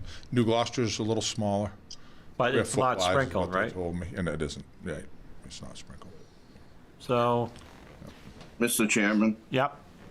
In addition to the fire code, the building code for this building, once it's greater than 5,000 square feet, would require sprinklers. Mm-hmm. And this building is, and that's why we were looking at trying to create smaller fire-rated compartments, 5,000 square feet or less, to allow not sprinkling the building. Correct. And creating those fire barriers with the rated walls that are required by the Okay, so building. those rated walls cut it down to under 5,000 feet per area so that you wouldn't have to sprinkle it. Correct. Okay. Correct. And that's what, and by us looking at the ordinance on your direction, one, we came up with utilizing 1142 because it's in a rural area, and that seems appropriate. And two, what we did with the ordinance is before the exceptions that we allowed in the ordinance were strictly driven to 1 and 2 family buildings. And now those exceptions or those modifications are now, with this change of language, allowed in all the buildings. Okay. Any questions? No, but. I have a couple. So the square footage is, if you have a covered porch outside, that is still considered in that square footage of the gross floor area? Yes. Yeah. Yes. They said that last time. What is still exclude? It shall exclude. Exclude the uncovered. Covered. So an I know, open but if deck- it's covered, if it's exterior covered, you're still considering that square footage? Yes. Even though it's outside? Yes. Yes. Because of the roof overhang. Right. Yeah. Right, but you had also mentioned too, if they went with those walls, then you would still need the sprinkler in the offices and stuff like that. I'm talking residential. Are you Yeah, back on the? Oh, sorry, I'm still in the building. Okay. I'm talking residential. I'm sorry, Right. I'm mixing two. And the other one was multifamily. The other question I had is if you have a multifamily, 2-story multifamily, that needs to be sprinkled no matter what, or can you build the barrier between the two walls, the 2-hour between the two walls, and those are now separated? Yes. No. So the multifamily, they fall into a totally different section of both the fire code and the building code, and that's to what they're trying to do with those multifamilies is create. Not a not a multi-unit. But 2 units. I know, but it's there's a duplex. Yeah. So There's a bunch of different. right. So the 2 unit, just like Honey Hill, Wayne. That has duplexes. that engineered firewall to separate those 2 So units. those would be 4,800 apiece if you have a 2-hour firewall between the two of those. The square 4,800 or less, should yeah. be On 48 or less. each one, not the combined building. It would be Correct. 48. Right. Keep this under 48. 2-hour firewall. Keep this under 48. You don't need a sprinkler. Correct. Okay. So what about like the snow? But Mr. 3 or Snow more, No. you gotta sprinkle no matter what. 3 or more units. How does Well, I that mean, if it's count? over, it's hard to make it 3 Yeah, unit. and then there's also you get into the state code and you get into the building Yeah, code and exactly. you get into the other NFPA Because Yeah. he's upset about it. beyond this. Yeah. So I if agree. it falls I outside think of 3 this, and more need. I kind of. Yeah. Agree with that Yeah, I think So- when you get 3 Yeah. more, anyway. you need Then sprinklers. you're Definitely. relying on Yeah. 4 or 5 other families to not be more. correct. So how? Go ahead. Sorry, how does that affect the snow house then? That was covered. That was here a couple meetings ago, like 2 meetings ago, maybe. Yep. How does that affect his? Does he need to sprinkle now, or? So with Kind of his, if he exterior. he would also have to provide that water supply. That was also in the alternatives here. So I would defer to Wayne, who has done the whole project. I have not been involved in it other than answering a question. So if his house is, because I think, if I'm right, it was the decking or whatever was also including that square footage, but would he have to do the water thing if it doesn't include that anymore? So on Mr. Snow's property, he reached the 4,800 gross square feet threshold without considering any outside porches at all. With his building, the basement, first floor, and the garage, and he had a 3-car garage with a bonus room. He was over, just calculating those, he was over 4,800 square feet. So these do include basements if they're finished only, No, they include basement. no matter even if they're not finished. Correct. Because it's fire load. It is fire load. It's fire load. It's where You're gonna have fire that builds up in a basement, and a lot of times for us, when we come in on these basement fires, the floor is gone.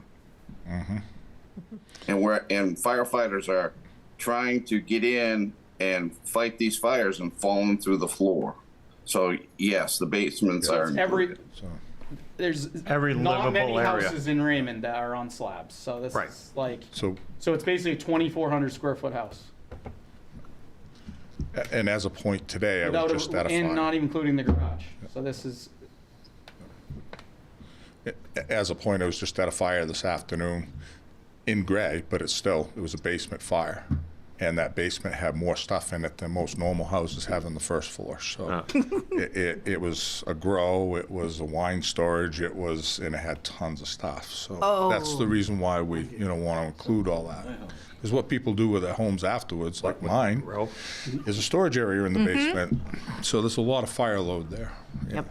And that would be the reason why. So where does fire ordinance and building code, they seem to intersect a lot.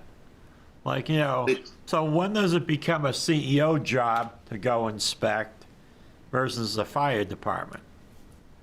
So with anything with the fire protection ordinance would be something that we inspect, that we get, we do plans review and that we inspect. And then, anything building code wise is code enforcement. Correct. Wayne, are you with us full time? I'm multitasking. Part-time, full-time, or something to that effect. Well, no, because again, reading these things, and I know that you've been out on runs, you know what I mean, as far as like fire runs and stuff like that. I know you're doing a lot of inspections and stuff like that, and you guys are also doing permits. So it's like, it's a lot. That's why I was wondering if you were full-time or part-time or how it He's broke close down. to hitting the threshold. All right. Every week. Is that fair? Some weeks that he's not quite, and others that he's over. Yeah. So, yeah. Any other questions? I on do it? the garage one, is included unless you do the 2-hour firewall, or it's included no matter what. What was the question? I'm The sorry. garage included in the square footage. You're including the basement, the square footage of the house, anything under a roof, and you also including the garage as well? So a plan comes in for our review, and say it's a single family like Mr. Snow's. And if it's outside wall to outside wall, including all the floors, is greater than 4,800 square feet, it requires a sprinkler system unless they choose to do one of the alternatives. And what one of the alternatives that most people would choose is that UL listed 2-hour firewall and a water supply on site for the largest compartment that's created by the firewall. So you need to do both. Yes. But Both sprinklers in there. with NFPA 1142, I'm saying you have to do the water supply and you have to do the 2-hour fire. Right. Yes. right? Because we still need to fight the fire. Right. And that's the thing, we're- we're a rural community without a hydrant system except for on that 302 corridor. That's it. So everything we do creates the need to haul water by tank trucks, and it consumes manpower to do so, and it consumes. I get that. I'm just saying you're not going to build anything with in this day and age that's has a garage and a basement, which 90% of the homes here do, Right. and have a house even more than. There's So nothing nothing that's going to be, If we use Mr. Snow's house for an example, and say he came in after these changes were approved, he wouldn't have to put the sprinkler system in. And the sprinkler system does two things for us. One, it's a life safety issue, and two, it keeps that fire in check, so we're not hauling a lot of water to fight the fire. So it's safer for the firefighters, it's safer for the occupants. We're doing it with less water within our capabilities, basically. Right. So that's what this ordinance is trying to do. And safer for the public, because every vehicle we encounter while we're hauling water is a risk. How much of a savings is there from sprinkling the house? yeah, but you're not. That's what I'm saying. You to might as well. putting It's in not. a water tank and a firewall? Any idea?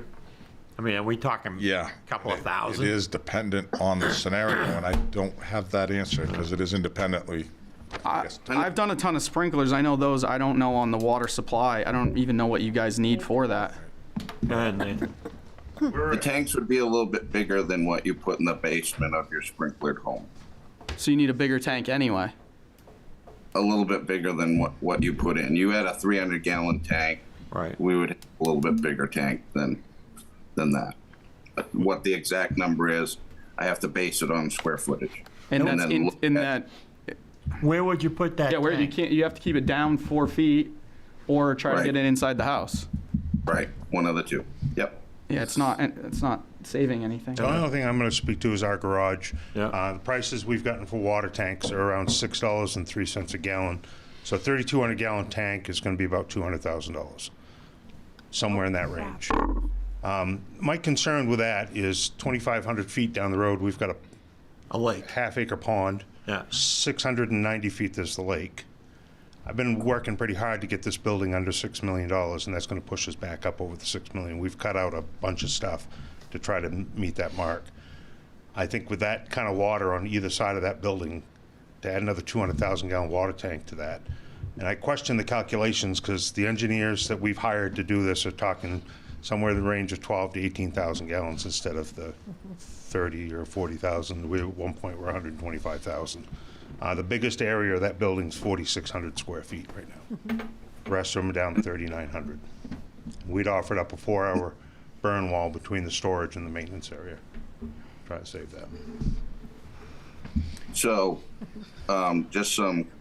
we took the 4,600 square foot, plugged it right into a calculator for NFPA 1142. And that's where all those numbers came from. And So Wayne, It's what 20 did you use for the OHC? I found the same calculator. for the OHC is Yes. 4 for repair garages. Okay, and what I found online was 6 for service stations. That was the closest I could find. Right, their repair garages are listed in OHC, in that category number 4. So that's where 4 came from. And how many minutes did you have it at the bottom? The minutes automatically populate. Oh, okay, yeah, mine Oh. did too. And did you also have 750 gallons per minute? No, this one was 1,000. Yeah, mine came up with 750. So my calculation, based- but mine's based on someone who doesn't know what she's doing, but can read stuff online. I came up with 26,000 instead of Right. 32. Right.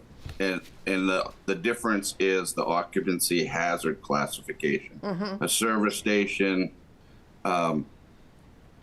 is different than a repair garage, you know, so. I still go back to if the state doesn't require it, why are we doing it? There's a lot of like, we're adding on things that We're making it people can harder. still do these. They have all the ability and all the right in the world to do these. But what we're hearing back from the community is that we can't afford. And this is one of those things. I mean, they have their insurance, they have all this stuff, and yeah, God forbid it goes up.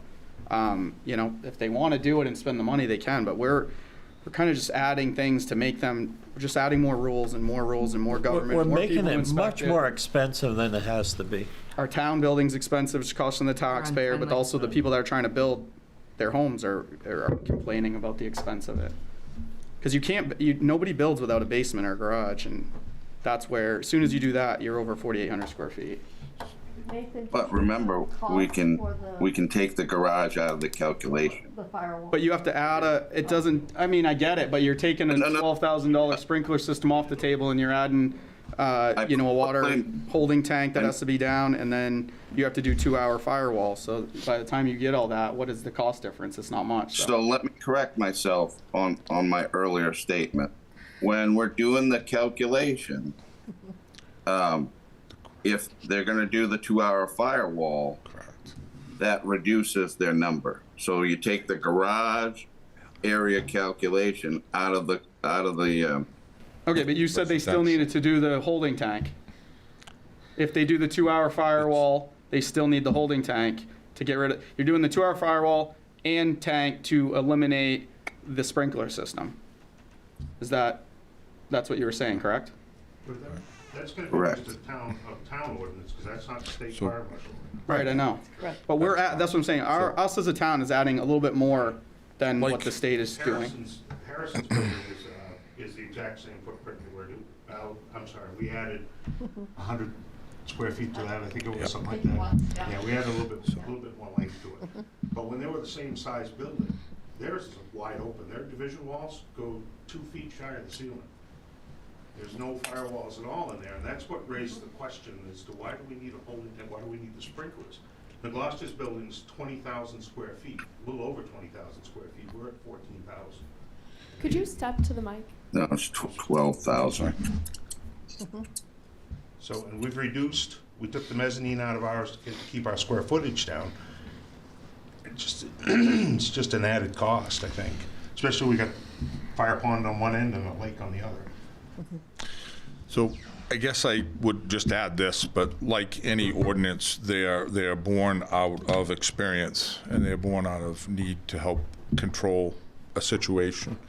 As we've said in the past, we created this because we can't physically put out a lot of these fires. It's just, it's beyond what we're allowing people to build, is beyond our capabilities. But it's not only just here, Bruce, water that's harm, everywhere. but it's also our staffing and manpower. And as we look Right. at the whole entire picture, our creativeness to try to control future costs and all that is tied together with a lot of this, so that we don't have that fire experience. And we know in this town, we don't have the fire experiences and the losses that they have in the surrounding towns. We know that because we're really progressive in our fire ordinances. So I just would add that it is born out of a specific need for our community a lot of times, as this was. How long has this been in place? This is 2.5? 21. Well, And did we have a huge drop of, Well, you wouldn't see that for a long time because you also have to have the did we have a time huge, we had a huge experience. problem before when we added it? Anytime we have a fire, we have a huge problem. Well, I know that, Anything. yeah. I mean, it is serious. Anytime there's a car accident, yeah, it's a huge But it- problem, but yeah, it's all. Correct. In all seriousness, if Yes. you've got a garage with the vehicles in there, and what is a sprinkler system going to do? Because when that goes up, that is going to be fuel and oil, and Yeah. that sprinkler, I don't think, even with the water that's underneath, is not going to do much. It does, though. It buys us time. It buys us time. Buys you Buys the ti- people time first to get out. You- of the right, house if right, the I fire get that. goes into the building. But what, So that's what is it by, no, because if that thing is going off and it's sprinkling because it's a fire then, what do you mean by buys you time? To get there, well, it buys put it you, out? the citizen or the owner, it buys them time to get out. Right. Because if it's a residential, I don't. No, use residential is the- definitely different than So this garage. We're talking, yeah, okay, so if we're Yes. talking this garage, it Yes. buys, it would buy them time to get out, yes, it would buy us time. So if you have someone working in there, it definitely will buy them time. No, But it I buys think you're us- totally different things. Us Yeah. time to get there and be able to do something when we get there and save that asset, or the assets contained therein. But we have insurance on all these You know. assets. Yeah, you do. I just, And so do the homeowners. Correct. They have mortgages and they have, Yeah, most people do. Yep, most people do. And whenever we have a fire, it's well, we take like Montebello's, they're a year and a half to rebuild. You take Ala Mexicana's fire, and they have to wait 2 years to get a new building put in place, and things like that. So you do have to understand, or we, I guess, have to look at it this way, that it also prevents the loss of that asset long-term, the tax base or the asset, or but that's also Whatever we talk. we either build it or we don't. This still allows the person to do it. I mean, Yep. any one of those people can Oh, opt yeah, you into can, a fire yeah, sprinkler like I system said, at any time. I sprinkled my apartment, my Yeah. in-law apartment, because I wanted to. So, you know. But that, I mean, that's the only case I'd make, and obviously we built these in here to allow some alternatives so that people could exercise those alternatives. But those I think the alternatives don't- cost just as much. That's, Yeah, they don't save any money. That's the thing. We're looking to save money, so people can afford to build a house, or we get to afford to build a public works garage. You know? Yeah. we understand the safety, we absolutely do, and that's not yeah, I wish that. they were cheap because we But- could just say, do it, everybody can do it. Yeah. The safety on that building is gonna be the fire alarm system and the policy we have. If it's on fire, get out. You know, we're not living there. Well, I know that sounds silly, but, we're not living there. Right. And the mechanic is usually the only one there during the day. We've How got many doors policies are in that building? Huh? How many exterior doors are in that? 5 on the front side, 1 on the back, and then you've got whatever's code for the occupancy area for the office and the lunchroom. I think there's 2, Plus there's 3. your overhead? Yeah, you got 5 overhead doors. So there's like 12 doors there? And we have policies in place that are going to prevent anything or reduce the chances at night. We've got battery disconnects on our trucks. If a truck's gone through a regen, it sits outside. We don't bring anything hot in. We don't run any welding or burning for an hour before we get done. So there's all kinds of little checklists that we come into play there to prevent any problems in that for a fire. So, wait a minute. I guess my thing that I'm looking at this whole thing is it's kind of, you got big restrictions on certain houses, and almost the same as far as a commercial building. It's kind of a little mixed up, is the way I'm looking at this. And when I say mixed up, I mean, we're trying to fit like one ordinance for a bunch of different buildings. Kind of like when we were talking about that solar thing a little bit ago, where, you know, we're working through some issues that need to be addressed on it and looked at, and it's kind of same thing right now, I think, with the fire sprinkler system. I mean, So I'm more on the, like, if you're in an apartment building and you can't control what the other guy beside you's cooking, that's where the government, town, all this stuff can come in and put regulations on you to make sure everyone stays safe. If you build your own building and you build it however you wanted to with your certain stuff, you have the right to put that sprinkler in. You also have to be smart enough to try not to do dumb things with your house and cause fires. And if you do, you get out. If you don't, you lose your asset that you put into it. But it's more of a choice, I think. I think we're just trying to put too many regulations. There's just... And we don't want to be builder unfriendly and business unfriendly. It's like you can wear your seatbelt. There's a big difference between buckling your seatbelt and drinking and driving. You're protecting yourself versus like protecting the rest of the world. So here's another question too: is everybody's talking about affordable housing. How does that work when we go to start building affordable housing with having the sprinkler, the water, and everything else? Because these are little price tags. Tiny homes. Well, I mean, again, usually I guess affordable housing falls under the square footage, but yeah, but not when you're including basements and garages. But I mean, you're also well, the garage is multiple family housing. So when you think affordable housing, a lot of it is multifamily, which requires a sprinkler, and I support that. Me too. I just think we go overboard on some of this. Like, why are we going past state regulation? If the state fire marshal says you don't need a sprinkler, why are we going through this huge expense of $1.5 million? But but I get what he's saying. I get what he's saying as far as like trying to protect it. But like Nathan's saying, there's a lake here, there's a water thing here. Yep. So we're almost looking at each different situation differently, and not one situation fits all the buildings. So I think you guys are trying to do one fit.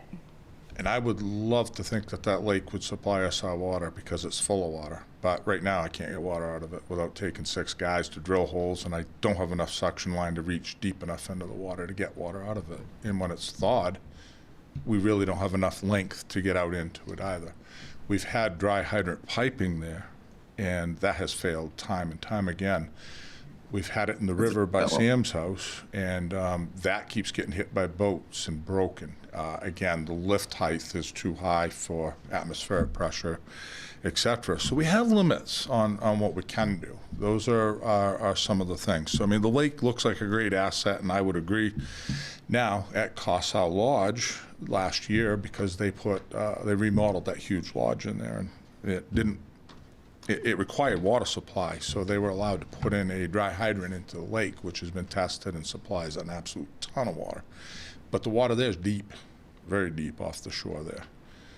So that worked for them, but it wouldn't work at the beach, Crescent Beach. It's just not deep enough there. So there are some limits, and we run into that often throughout this town. One, you can't get close enough to the edge of the water, or two, it's just not deep enough to be able to deal with it, or it's too long of a lift or too lengthy of a pull. So we do have some limits there. Yes, we do have another water supply just up the road from there. We'd have to truck water from there. Well, you would have to truck water from, like, the rural areas too, correct? Yeah, we do. Yeah, we do. I don't think anyone's going Having to a blame tank you. right If, No, if no, you don't get, no. if it doesn't, you don't save it. I don't think anyone here is like, you guys, damn it. We It's- totally get what you're saying, yeah. Yeah, and we'll have a target. Yeah, exactly. Good. I just, all right, Yeah. where We are we will. going? Where are we going with this? I was going to ask, is there another solution that you guys think that we should be coming up with that state would work? I think the state one's a good idea. Yeah, follow the state fire marshal ordinance. The state fire marshal, I think, also does 5,000 instead of 4,800. Correct. I did read that. Yeah, it is correct. Right. Why did we go with So- 4,800? I know it's only 200, but, It's the fire flow figures, so what we can supply for water supplies Okay. in a rural area, which we're limited to, basically, Okay. what we can do, I think it's easier and cleaner than us trying to rewrite the book. staffing and To everything. just go with the state stuff as well. So are we applying So- that to commercial only, or are we applying that to, that's the other piece of it I have to ask, because we have houses that have bigger fire flows than this garage has that need it well, and, sprinkled. but houses So- to me are different. Okay. So you got people sleeping in there, you got, So we're talking just commercial buildings? yes. Okay. That doesn't help your cost of building these homes, though. The homes, Well- you know, Can I How- interject? It's not, I don't know if it's really how many, I'm just more of a figures guy, but I just don't know how many of these sprinkler systems that are being put in over the past 10 years are even going off, never mind saving lives. I don't know of any that have gone off. So since We we're in the hope they middle of don't. writing an ordinance on something else, would it take to go back and like to the drawing board again on this? this is not a planning board ordinance. though. Looking for your guidance. No, but, Have to go to the planning. no, I'm just thinking It that does out maybe, of courtesy, but it doesn't need to. maybe we need to look at it and say, okay, what can we go? Because Bruce, we absolutely know that the manpower is short. I mean, I heard on one of the things the other day, you had 5 in crew from somebody and 1 in crew from somebody else. And I think we do have good help from our towns and stuff like, I can't remember. Yeah, when you what have a it's structure called. fire, everybody shows up. Right. They want to show up, they do show up. Right, but, Within limits, I do, yeah. well, no, right. But on the other hand, too, is you Yeah. guys can only do Yeah, as much as what you guys can do. And always, the safety is always coming first, always. yeah. I mean, it's I not think like the we're having state- new construction, commercial stuff happening. I'm sorry, Are we having new commercial building happening in the state, in the town that I don't Yes. know about? yeah, there are some stuff. All right, where? Both of the, Port Harbor Marine. Port Harbor and the other, well, this proposal we're chatting about the other marina right now, but Port Harbor has one. Yeah, so that's one of the. Is it a big one? Yeah. Yeah. Kind of. They're right on the water Can I now. go back one second, Derek, and just say that, just for an example here in this town, Sabre Yachts was saved by a sprinkler that went off and But- saved the building, so. But commercial buildings I don't- are required to have Yeah, sprinklers. they're also playing with some crazy. Correct, they are. Yeah. I was just trying to make that Oh, yeah, point. no, I that get it, There yeah. have been right here in our town Yeah. that saved the buildings. Yeah. Yeah. I mean, if honestly, if I owned Sabre Yachts and I had that and was dealing with that, I would Yeah. sprinkle it Those on my boats own inside, anyway. yeah. Yeah. I don't care what you guys told me to do or not do. I would be spending the money to do it. But the You're state playing- fire marshal will require it anyway. Yeah. It very well would. So, Yeah. Nowadays, yep. So, I Make a agree. couple- Wayne? Wayne, you got something? Yeah, let me, I need to make a couple of clarifying points. So one, the State Fire Marshal's Office has adopted NFPA 1, okay? And NFPA 1 is what was driving the water supplies originally here for the Public Works building. 2 is we're trying to craft this ordinance so that, I think it was you, Mr. Chairman, that was saying we were trying to take care of too many, trying to throw too many eggs in one basket and address it with one ordinance. That would be me.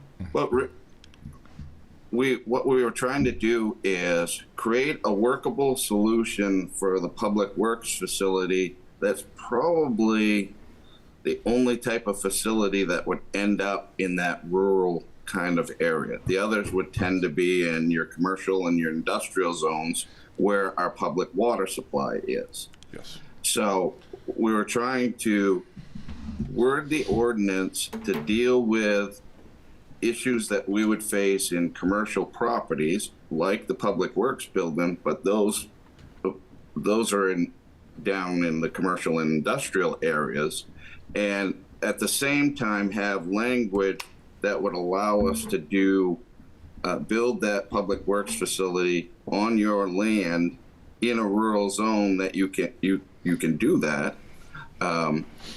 But a commercial entity probably wouldn't be able to. So I don't know if I'm making any sense there. But I understand.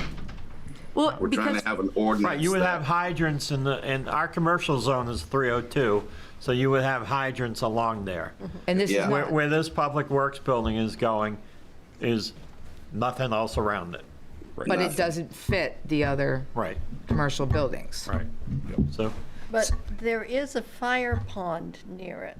So could the fire pond take the place of a water supply? how far away is it? How far away? 2,500 feet. Huh, 2,500. Bruce? Yeah, 2,500. Yeah, that's about right for that one. Yes. How much So is the usually in thing, the fire pond? I'm sorry? How much water is usually in the fire pond? That one, I can't give you the exacting figure. I used to remember it, but it's not as much as what we think. And it depends on how it's engineered, the depth, the width, the length, and how much water it retains. This little one down here, I can get about 4 loads of water out of on the corner of Webb's Mills, and that's 3,000 gallons each load. Before we're out, I know that because we had a fire on Egypt Road and had to haul water from there. So we pretty well drained it after 4 loads were hauled out. Normally, if you were engineering one, you would engineer it to handle the specific need of a building or what have you, or the risk in the area. This one, Plains Road specifically, we kind of got the hand we were dealt. There was a pre-existing one there. It washed out. The dam let go in a big storm, and I don't know, it was 10 years almost later, we rebuilt it with the engineers. Yeah, maybe it was only 8. Yeah, when the Army Corps of Engineers came in and did that, so we got what we got and could get at that point. It's So not a ton can of we water. use that as an alternative to putting in a 32,000 gallon tank? So one of the things, if we adopted the ordinance the way it was, and where you do have that water supply, the water supply that's available is, and bear with me, I'm going off my head, but I'm one of the guys that has tested that water supply, and it's less than 650 gallons per minute we can get out of that dry hydrant fire pond scenario. But my point was, with any ordinance or fire code, an applicant can request to do an alternative or a modification, and maybe that would be one of our ways to look at the public works facility. Is that, use that, look at that on-site water supply in conjunction with, if we're doing 4-hour firewalls, and the chief's the final say on that, but that gives you that opportunity to do that with ordinance, fire ordinance, or fire codes, is to apply for a modification. And that's in this ordinance? Yes. It is? Because you can appeal or apply for a modification to it, yes. Land use or. Yep. So it's not written specifically in this ordinance, right the way it's written right now. It's right there. It is in our adopted fire code, which allows that. But we allow And an the appeals process that goes to the Board of Appeals. Right. They can only appeal Before the board, this is things that before are the in board of, ordinance. Yeah. Yep. What? Yeah. the We're like, But it is alternative. in the ordinance. I'm not, I'm not half We're- hour behind either. So it's- Yeah. So, I don't know. I'm still on the, Well, I think the state one is, Well- we're trying to reinvent the wheel on some of these and make it a little bit. Okay, so this is, I just looked like I'm totally not missing something. You're asking for us to appeal for a modification, correct? Because the Public Works building is so unique in that zone. Right, Right. but who do we appeal to? Yeah. Ourselves, that's The a bad Board look. of To our Appeals health. can't hear that kind That of would- a modification. So that's what I'm That saying. part would come to us, Yeah. because Right. it's also allowed in the fire ordinance that way. All right, but it's Not gonna, this piece, it's, but the. I guess that's what we're doing here, correct? So what do? We Chatting appeal to about you it. guys? You guys talk about it, come back and tell us no, yes? that's a lot of power for the How fire is that, department. how does that even, I'm lost, I guess, yeah. Well, we Does- find alternatives. I mean, I'm looking at it going, all the power's in your hands. Well, only back Why, to the state. why should the fire department have all that power? I know you guys do a great job. I really, my question is, that's a lot of power for you to have over buildings and Well, everything else. The thing, if you're at the state level, they can't go more lenient than the state, so they only have Right. certain power to a certain Right. extent. But what we're like making these things more stringent just to go back and maybe appeal, but we can't peel back towards the state one anyway. That's where I'm like, Well, no, but we're also appealing to you guys, and I know in a letter that, I don't think it was a letter, I think it was a modification that came out to us. There was like probably 5, 6 things that you guys had suggested, you know what I mean, as far as like sprinkling in one room and doing the double and doing the big tank and doing all kinds of different things. But then we heard something different, that those weren't good ideas to do. So They were thrown out as alternatives to research, is all they were thrown out at that to, point. what do you mean So for we us could to research, all- or you guys to research? Or? No, so the engineer hopefully would look into some of that stuff and see if it was applicable.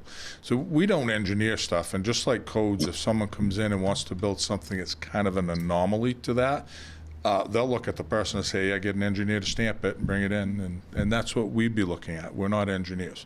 We go by the code, and if the code isn't black and white, then that would be what we'd have to do. And I know we have an engineer working on the building project. Well, So this would be kind of that. somewhere I Working read together. that there was a Town of Raymond registered engineer.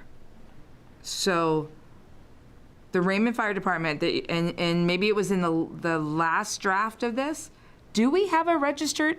no. Because it was in our last No. draft that we got. No, we don't. So what that was, Subcontract. Teresa, was plans to come for review were supposed to be stamped by a registered. So you saw that too, so I'm not, okay. Yeah, I was it's there. in this, in this. It was in there, we were asked to take that out. Okay, because I didn't, I didn't know, and I saw that somewhere, and I'm thinking, huh? Nathan, how much money is saved if we just go with the state code? 200. 200,000? So, So does that get you down? Brings me down to the 5.8 million. so, I guess that's what we're doing now. Aren't we appealing to, We're talking this Do you- through and yeah. find solutions for the Yeah. project, or or do we ordinance. have to go out, come back and send it to you guys, and you guys? No, I mean, Okay. we've thrown out suggestions and Yep. stuff, and I guess we're looking for the guidance of, one, we got 3 things kind of on the table here. We've kind of merged 2 things together, which probably shouldn't be, but the residential side and the commercial, and we've talked that. Yes, residential is So out. that's. No, yeah, that's out. residential, I have no issue with. So- I'm Yeah. pretty much okay on, Yeah. multifamily and all that stuff. So I I'm think- just thinking this commercial building out in the boonies, nothing around it, Yeah. and we're adding Yes, a lot of cost to it. Now it's like looking for that direction from you guys. Do you want something different? Do we, what's your suggestions? I mean, to go. I'm like, go with the state building code. If it says you don't need to sprinkle it, put in the firewalls, which makes sense to me. Yep. You know? But how does that fit in with the ordinance we have here in our town? That would be my third piece. Yes, that's How what I'm does- saying. how does it fit? So I understand. You would have to add a piece in there on commercial construction in rural zones. Okay. Because that's what I'm trying, Bruce is just trying to make sure Yeah. that we're following the ordinance. I get that they have put up that we, But does Changes. that make sense? That you have a part of the ordinance is commercial buildings in rural zones Yes. have a different, It's, idea Right. of what you need for fire protection. does it, And, sorry, go and ahead. that's, Go ahead, I'm Wayne. sorry. That's what we tried to write, Mr. Chairman, Yeah. is Public Works is so unique it is. in the zone that it's in. Right. It's, I can't foresee another building like Public Works being built in that type of a zone. Right. So we wouldn't be dealing with, Yeah. best that I can foresee, we wouldn't be dealing with another commercial building out in those areas. Right. No. And but I wouldn't want to water down the ordinance so much that down where we have public water, that we're not protecting the buildings with sprinklers. No, but And what, You wouldn't have to if you Right. added a separate section for Yeah. that zone, right.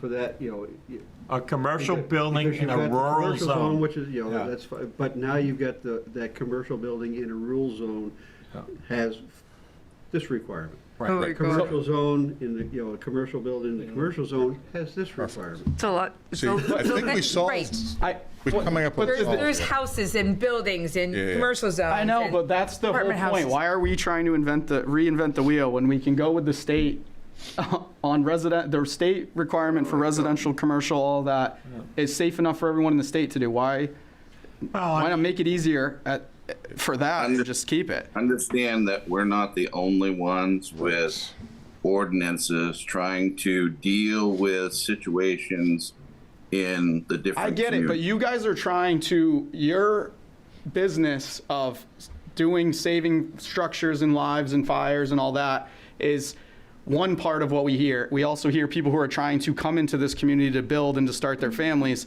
and they are complaining about the costs. So we have to listen to them, and then we have to listen to you guys and try to, make them both work. But it's not. The cost side is not working for this. The alternatives are just as much as the sprinkler systems, which adds the amount of dollars onto the new construction that are going on. So that is the point that I'm trying to make for those people who have reached out to me, that voted for me, to reach out to me, to ask you guys, and to ask this ordinance and figure out why we can't keep it at the state. Me to ask me. Well, I mean, it's like, No, I know. it's not, these aren't just my thoughts coming out of my head. I could care less. I live in a house. I'm already done. I don't have to build it, blah, blah, blah. But there's people that email me on the daily about these certain things that are coming up. They see the meetings, they watch them, and they ask the same questions. Mr. Snow came up. He had his whole ordeal. And I mean, one way is smaller housing. I mean, if you're building a 6,000 square foot house. You don't need to, though. With a basement and a garage, you're building a 2,400. Without a garage, you're having a 2,400 square foot house is equaling this 48. So 2,400 square foot ranch needs a sprinkler. Yeah, because you got a basement on the first floor. Without a garage, Right. 2,400 square foot ranch. So there's not a bunch. You're building a house. That's about what everyone, there's not much smaller than that going.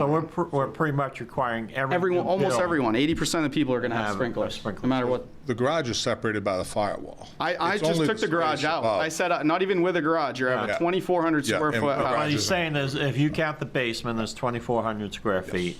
And then you're at And then 48. the first floor is 2,400 square feet. You're at 4,800 feet, and you need a sprinkler system. Without even having a garage. 2,400-foot living area is not very big. Right. That's probably So 80% you're adding of a the lot homes of are- cost to a small house. And to almost every person that's building that house. That's So, a thought, just to bounce a thought, and still try to accomplish what we are trying to accomplish with this. And the ordinance changes came with the 1 and 2 family and the 4,800 square feet.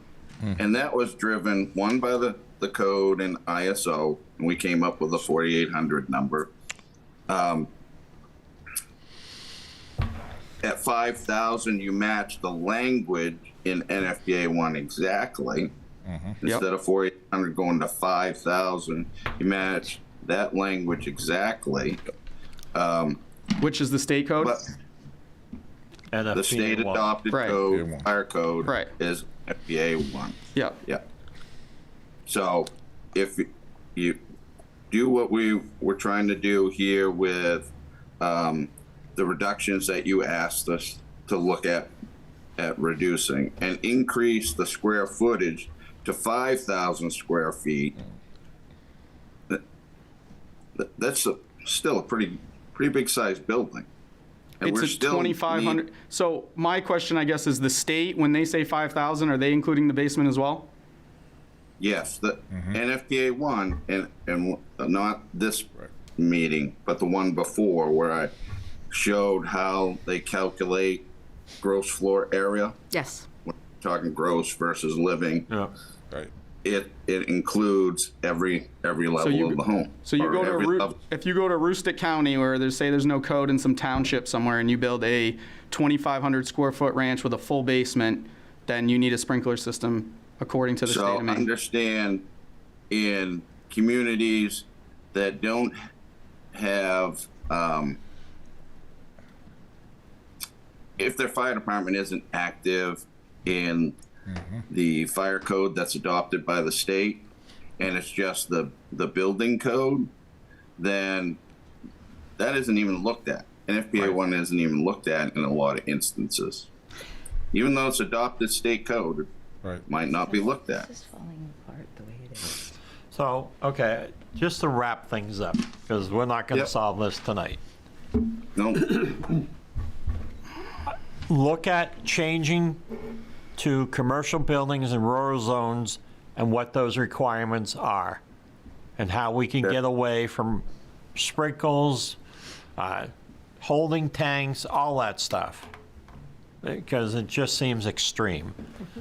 And then maybe look at expanding from 4,800 square feet to 5,000 as part of this.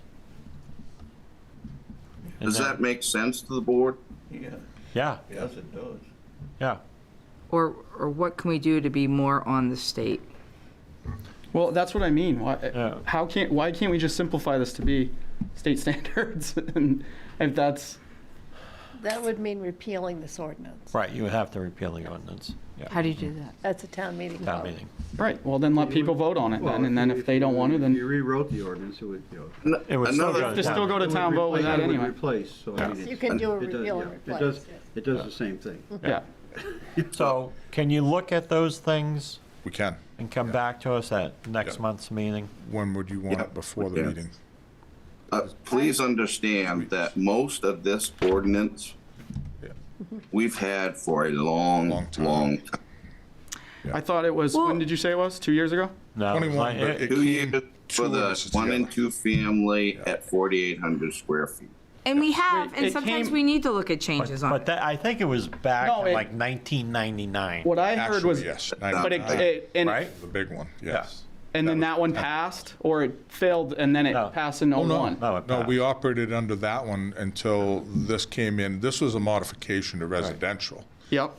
We had the 10,000 square foot, 100,000 cubic foot requirement since 99. Right, well, So that that's, covered commercial, all commercial yeah, buildings. that's, and I agree, that's a big that's building. 10,000 That's- square feet. Exactly. I'm literally sitting So- here like, So Yeah. I'll need your whatever changes Yes. prior to March 8th. I don't think anyone here is trying to go back That's what I'm putting to have together. No one. sprinklers in Or should have, 10,000 square feet or more. I think, which would no, I and think that was 99, that makes sense, but this is For us. recent. because that This, is- this dropped it in half, more than half. They can look at it. just go back to the And- state. and so we remember, have we- one set of rules. Exactly, it's a lot Go easier. ahead, Wayne. Yep. We Okay. dropped it because of trying to match up with ISO requirements and the fire code. We didn't just come up with an abstract number. No. We came up with a number based on those codes and based on what that means for us bringing water to the fire scene. I get it. You guys, that's an ideal world that like everybody these smaller buildings, 2,400 square foot ranches have sprinklers. That is perfect. It would be great if these were like $2,000 systems. I'm like, hey, go for it. Let's everybody do it, and it saves lives, saves time, and all that, which is great. But they're not cheap, and that's where we're having to weigh the good and the bad. And I think that's where the people are getting the most upset about, is they're getting forced into spending money that they don't necessarily. It's redundant if they're paying their insurance and they have their fire alarms to get out, and those are all state mandated and all that stuff. So, and just remember, it's not just about saving the people in the homes. The firefighters have to go in and put the fire out. Totally agree. These buildings don't stand up very long. Right. Yeah. So, right. You guys aren't going to bust into an unsafe building and try to, we agree with that. You guys have stuff you got to be safe as well. So But we're trying to find a happy medium where people can afford to build a house and still be safe and stay safe, and you guys stay safe. That's what we're trying to achieve here. We're trying not to get too restrictive. And just so it's out there again, but that opener system for residential is also allowable, and it's markedly cheaper than a black iron pipe system as well. What was that? Opener. It's a system that runs right off your residential. It ties right into all your. Do you know the cost on that one? It's markedly less. The last one I saw for a home was like 14,000, 12,000 to 14,000. So that's still a chunk of change. 20,000 is the other ones I'm seeing. So that's still a chunk of change. So, all right. So we'll come back next meeting. Hopefully. Yep. Wayne, you got something? Yeah, I just want to be clear. What do you want us to come back with? What are you looking for the square feet? I got it. I think we're at the 5,000. Yep. Okay. For the state. I think we're looking at, commercial buildings in rural zones. Yep. Yeah. So, okay. Okay. We'll work on that. Get that back to you. Thank you. Thank you. All right. Public comment. Anyone from the public? We don't have any. Are they sleeping? Here. Anyone on Zoom that wants to say anything? No, everyone's bailing. Wake up, guys. We're almost at a 3-hour meeting. It literally feels like we have been here for Selectmen hours. comment. None. None? We all spoke our piece. Town managers report. I'll keep it incredibly brief. March 12th is the next meeting, and then April 9th. April 4th. Not 9th, it was the 4th, and I changed it because I listened, and silly me. Yeah. Upcoming budget schedule is there for your reading pleasure. Yeah. February 21st, the books will be ready. Yeah. I actually have the last 2 or 3 years of books I need to bring in. Oh, cool, we can recycle. I have a bunch of, yeah. Yeah. So. And the department heads got together with me today, and Sharice, and we went over it, and at least for first blush, first go, it looks encouraging. So, Okay. Good. especially given the way costs and things have gone, so. We can have everything broken down on those budgets. So the last year and. Yeah, comparison last Yeah. I year. haven't seen it yet, so Okay. there should be.